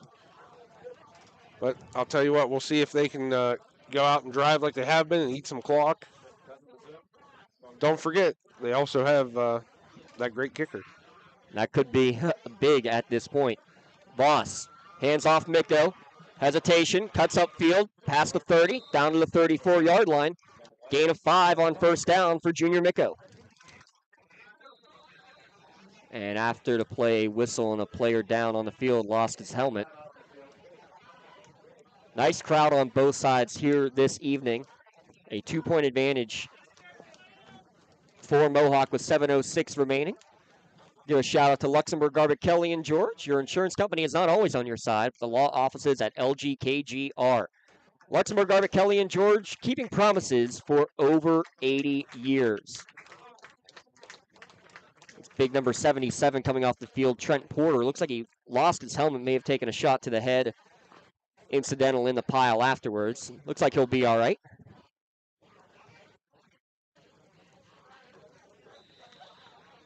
Now we'll see if the Warriors want to keep the ball on the ground here. I have seen them, even when it's advantageous to run the clock out, short little pot pass routes. If I'm New Brighton, I don't go to sleep on this passing game. Well, they almost treat those little 4 or 5 yard routes like an extension of their running game, but they do run it, and they actually reverse it to Conti, coming back towards the far side of the field. Gets a block from Voss, but he's not going to go very far. Able to get a couple of yards forward, though, on the reverse, past the 35 to the 36. Kyler rumbled there on the tackle for the Lions. Good job of staying home. Holding that to just a 2-yard gain. Yep. It's easy to get sucked in, especially when you need a stop. Brings up a 3rd and 3 here. Well, a great job to stay at home, but also then to force the runner inside, right? That's right. Allow your help to come. That's right. Allow the pursuit to get there. 3rd down and 3. Voss in the gun. Throw to the flat. Caught there by Leslie. Needs to get to the 40, and he does. Pass to the 41-yard line. He needed 3. Give him 6. There's your extension of the pass game. That's right. Tell you what, New Brighton brought the house there. 6 or 7 rushers. Great job by J.C. Vossa hitting the quick route. Great job by our tech team here tonight, by the way. Ashley Altala and Joe Mrozek. Alongside Bubba Kirkwood, I'm James Dotson. Glad to bring the action here from Oak Hill Memorial. Fresh set of downs, a 3rd down conversion. Down to 5:25 remaining in the 4th quarter. Long count, and I believe Mohawk may have flinched. And if so, that is their 12th penalty on the evening. Yikes. Yeah. They still have to work on keeping that laundry off the ground. That's been after them all year. Come on, Mom. Tell the kids to keep the laundry off the floor. Clock does wind. Down to 5:13 remaining. 1st and 15 coming up. Voss is going to send 2 receivers each way. Aiden Sample, the receiver at the bottom of your screen, alongside with Bowden Leslie. Voss looks like he may be changing the play at the line. Play action. He's going to look to the flat. Caught at the 40, but not going any further is the receiver on that far sideline. That was Keandre Williams on the tackle for the Lions there. It's number 13 on the far sideline. So Leslie was on the far side, not the near side. Yes, Bowden Leslie. Gain of 4. 2nd down and 11. Clock down to 4:25 remaining.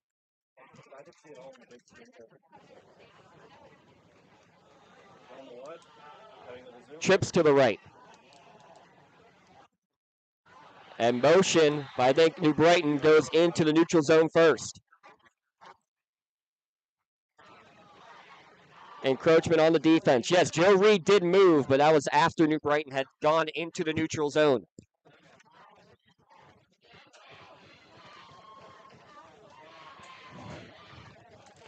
I think both sides have been penalized quite a bit here tonight. Mohawk 12 times, New Brighton unofficially 6 times.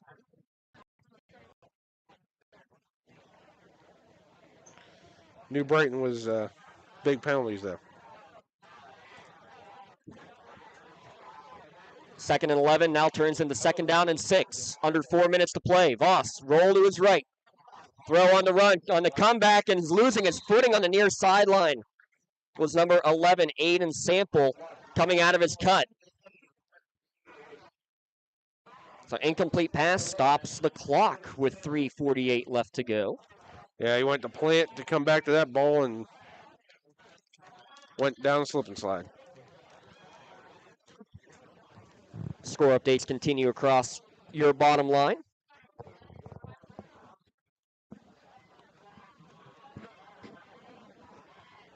Third and 6. Voss drops back.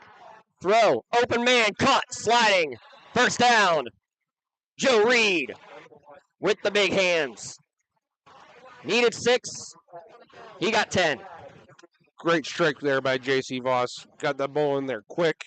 Back shoulder.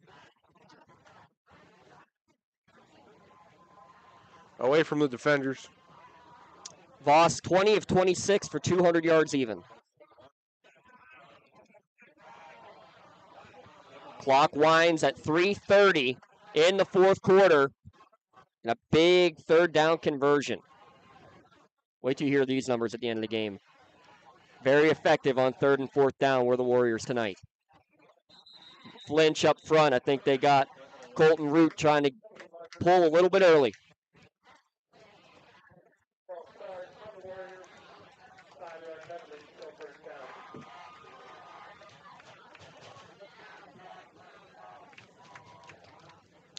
$13 penalties for 70 yards for Mohawk.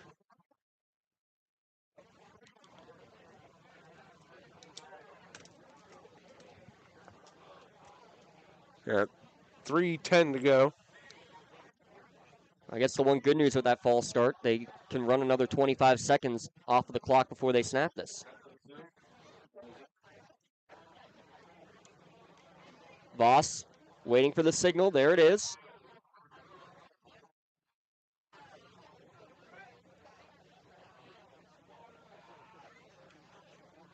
They're just going to let the clock wind down. Now they snap. Up the middle. Oh, not much room there whatsoever.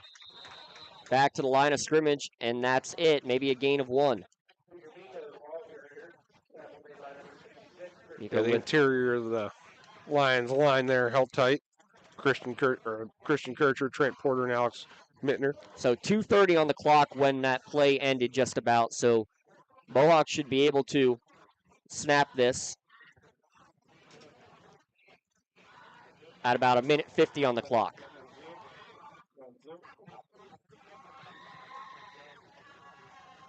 Second and 14. 2 minutes even on the clock. Voss will drop back to throw. Looks to set up the screen. Caught by the tight end. Guerreri on the tight end screen. Well read by the New Brighton defense, and they're going to take a Pontius Insurance timeout. That was Christian Kircher. Great play recognition there. Said, oh, wait a minute. They're letting me by too easy. Came back and made that great tackle. Talk about the difficulty that is, Bob, for a defensive lineman. Your goal is to get the quarterback to be able to recognize that quickly, to get out of the way and get back to try to cover a receiver. Yeah, that's right. You know, defensive line isn't all, tough as nails, don't go anywhere, get some penetration. You also have to recognize and make an athletic play, just like Christian did there. Remind you, coming up next week, Lawrence County Band Festival on Wednesday. We'll have volleyball action, Elwood City at Laurel on Thursday. On Friday, we'll be going up to District 10, Wilmington traveling to Sharpsville. possibly a second game as well on Friday. Stay tuned for the Lawrence County SportsNet. Shout out to Mohawk baseball coach Nick Mariano, who's tuned in. Hope you guys are enjoying this at lcsportsnet.com. 1:51 remaining on the fourth quarter clock. New Brighton had a chance to tie it with 7 minutes left. The two-point conversion went awry. Now 3rd and 11 for Voss. He'll fake the handoff, keeping himself, going left end, trying to get towards the first down, fights through a couple of tacklers, but is tripped up just inside the 40. Down to the 38-yard line, timeout New Brighton. I think Noah Stoffen got there for the Lions. Decision time here for Mohawk. They are 4 of 4 on fourth downs tonight. This would be a 4th and 3. If you punt it away, you're giving this dynamic New Brighton offense a chance, albeit with no timeouts left, to run down the field and potentially win the ball game. Or you can put it in the hands of your team right now. And would not surprise me if the offense comes out on the field here, Bub. Yeah. I would anticipate they're going to keep trusting their offense here. Because New Brighton, if one thing that they are on offense is explosive, and you don't want to give them the chance, if you can help it, to get the ball in their hands. We've also seen a couple missed extra points. They might not be quite as afraid of field position as New Brighton should be. Yeah, not likely to see a field goal for New Brighton here in this game. It will be the offense coming out onto the field. 4th and 3 with 1:42 remaining. Watch the hard count here, folks.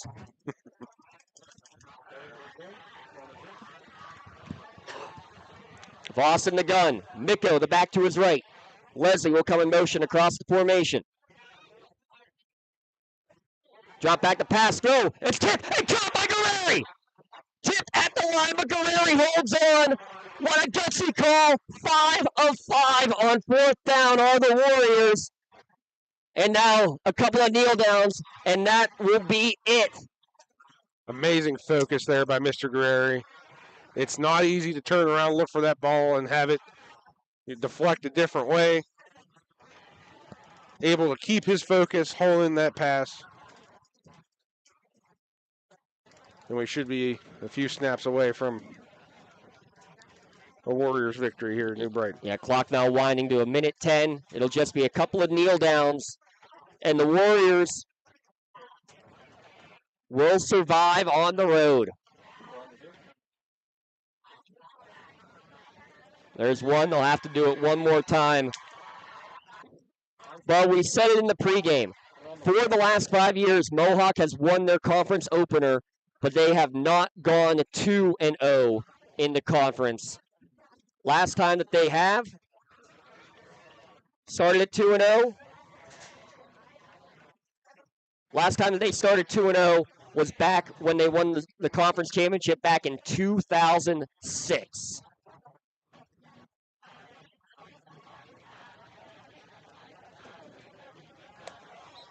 There's the kneel down, and there's your ball game. Mohawk 28, New Brighton 26. We'll be back in a moment to recap it here on the Lawrence County SportsNet, powered by LCAP.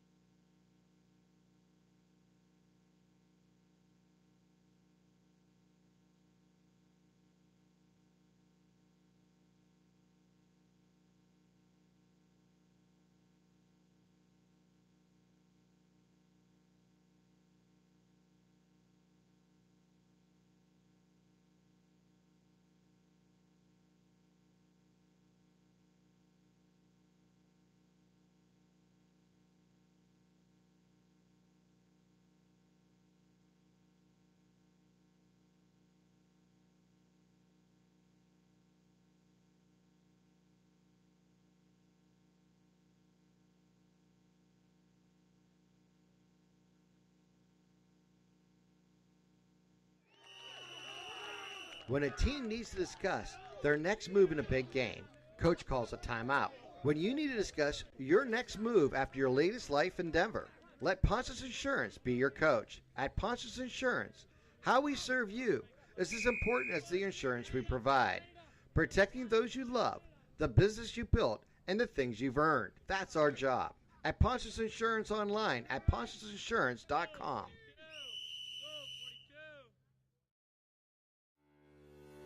For 20 years, Melee Chiropractic has treated athletes of all ages to help them get safely back to the top of their game. Melee Chiropractic has 3 full-time doctors in their office, and all 3 are former area athletes who have had to battle injuries throughout their careers. They want to help you get safely back on your feet. But more importantly, help stop the injuries before they happen. Prehab before you rehab. Attention all high school student athletes. During your sports season, a $25 visit to the Melee Chiropractic office includes an adjustment and/or all therapies necessary. From the athletes of tomorrow to the weekend warriors and everything in between, let Melee Chiropractic keep you in the game. Whether you're hosting a big party, it's family dinner night, or you just need a place to go and watch the big game, the Crane Room Grill is the place to be. Need that something special for your upcoming event? Ask about the CR Brewing Company's custom brewing options to give your big day that personalized touch that your guests will never forget. Visit craneroom.com to see their full menu, or call in your takeout order now at 724-656-1553. The Crane Room Grill and CR Brewing Company, a winning combination.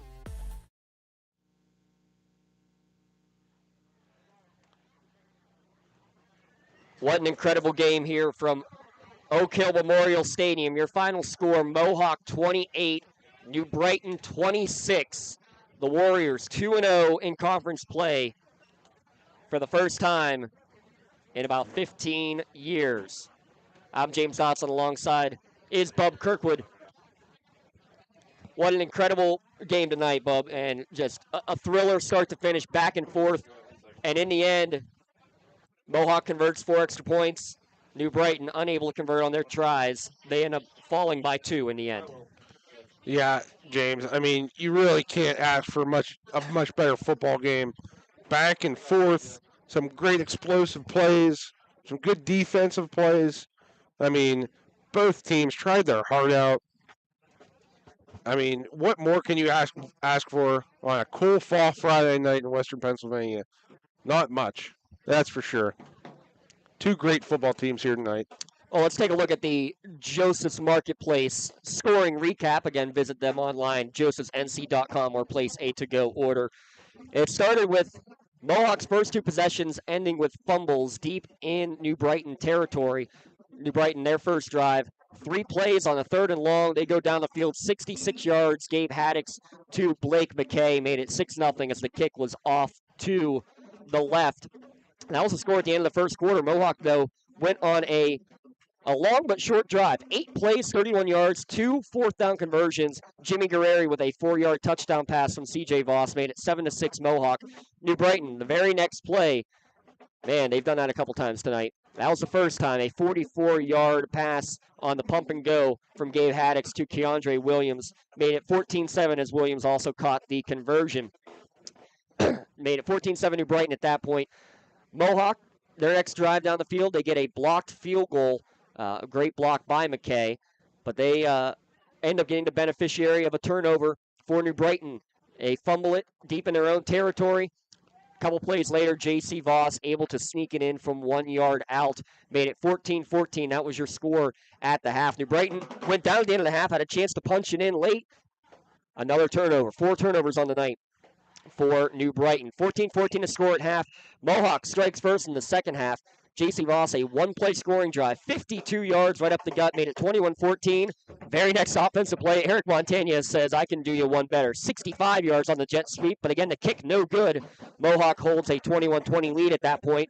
Mark Conti from the Wildcat on the Mohawks' next possession makes it a 28-20 advantage on that 19-yard run. That was the score at the end of the third quarter, 28-20. New Brighton, their best sustained drive. A plethora of quarterbacks going in there, taking direct snaps, almost like a wing T setup, or a single wing setup, I should say. Gary Pugh takes it in from 4 yards out, made it 28-26, but the run on the conversion, Williams trying to get to the corner, loses the football. Not sure he would have gotten there anyway. 28-26 the score there. And how about this? Mohawk takes off the last 7 minutes and 22 seconds off of the clock. And the gutsy call, they go for it on 4th down, a tipped pass. The tight end, Jimmy Guerreri, able to hold on to it and get the completion, the first down. Mohawk 5 of 5 on 4th down. 28-26 your final score. 5 of 5 on 4th down. Enough said right there. Right. That Jimmy Guerreri catch, I'll tell you what, could have easily been named for our Maley Chiropractic play of the game. But we're going to go with the one that sprung it open to start the second half.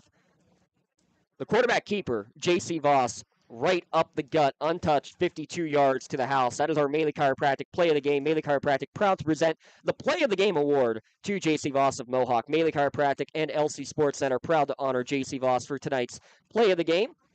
J.C. Voss will receive a customized t-shirt courtesy of Maley Chiropractic in recognition of play of the game. And tonight's play video of it will also be featured at the Trib Live Standout platform on Twitter and Instagram. You can view tonight's Maley Chiropractic play of the game and the full list of the season's plays of the game by going online to lcsportsnet.com. Congratulations again to J.C. Voss for tonight's Maley Chiropractic play of the game. Let Maley Chiropractic keep you in the game. Other awards to hand out, Bub? Sure thing. So the LCAP award, the Lawrence County Community Action Partnership, is proud to present the Player of the Game award to Mark Conti of Mohawk. LCAP and Lawrence County SportsNet are proud to honor Mark Conti for tonight's Player of the Game. Mark Conti will receive a customized t-shirt courtesy of the Red Zone in recognition of being named tonight's Player of the Game. To view the full list of this year's Players of the Game, go online to lcsportsnet.com and click on Player of the Game. Congratulations to Mark Conti for being named tonight's LCAP Player of the Game. LCAP, changing lives. 8 catches for 97 yards for Conti. He also had 41 rushing yards and the winning touchdown that it would be in that late in the third quarter. J.C. Voss, by the way, ends up 22 of 28 for 208 yards, a touchdown, a pair of rushing touchdowns as well. Just an all-around great team performance, and Coach McCutcheon's Warriors are 2-0, and they are a threat here in this Midwestern Athletic Conference, Bub. I'll tell you what, the first time I watched film on Mohawk, I thought, this team is better than they're showing. And these last 2 weeks, they've really put, their wheels to the pavement, so to speak. And they came out, had a great day all around, I believe. The only hiccup was really their penalties and, miscues, some long snaps, some turnovers at inopportune times. But other than that, they played an absolutely great game. And I'll tell you what, up front, Vinny Perry, absolutely great performance from Mohawk. We said his name a bunch. And I'll tell you what, it kind of hurt as a lineman not to give the player of the game to a lineman. He had 2 fumble recoveries. It was a tough choice, for sure. But I'll tell you what, Mark Conti just edged him out. Sorry, Vinny, if you listen. But well, we appreciate. There's always next week, I guess. Yes. We sadly will not see Mohawk next week in their game. They will be. They're going to have a big one hosting Riverside a week from now. We won't be at that one, but Mohawk 2-0, looking to go 3-0. Again, hasn't happened in about 15 years for the Warriors, but they're victorious tonight, 28-26. They go to 3-2. 2-0 in the MAC. New Brighton at 2-3 now, 1-1. They host Beaver Falls a week from tonight. Special thanks, Ashley Housel on the camera, and JoJo Morozek here as well, our producer this evening. Thanks again to Bub Kirkwood. Yeah, absolutely. And I just wanted to mention one thing. As far as the New Brighton Lions, Keandre Williams had an absolutely wonderful game. Yes, absolutely. He played very well on both sides of the ball, and I just thought I'd mention that as well. He had a great night. Yeah, 133 yards of total offense. A great night for Williams. And we wish speedy recovery to Gabe Haddix, who left late in the first half with an injury. Yeah, absolutely. Thanks again to all of our sponsors here, and thanks to you for tuning in live or archived at lcsportsnet.com. Now stay tuned. Big games coming up next week as we've reached the halfway point of the football season. For the whole entire LC SportsNet crew, my broadcast colleague Michael Kirkwood Jr., I'm James Dotson signing off. You've been listening to the Lawrence County SportsNet, powered by LCAP.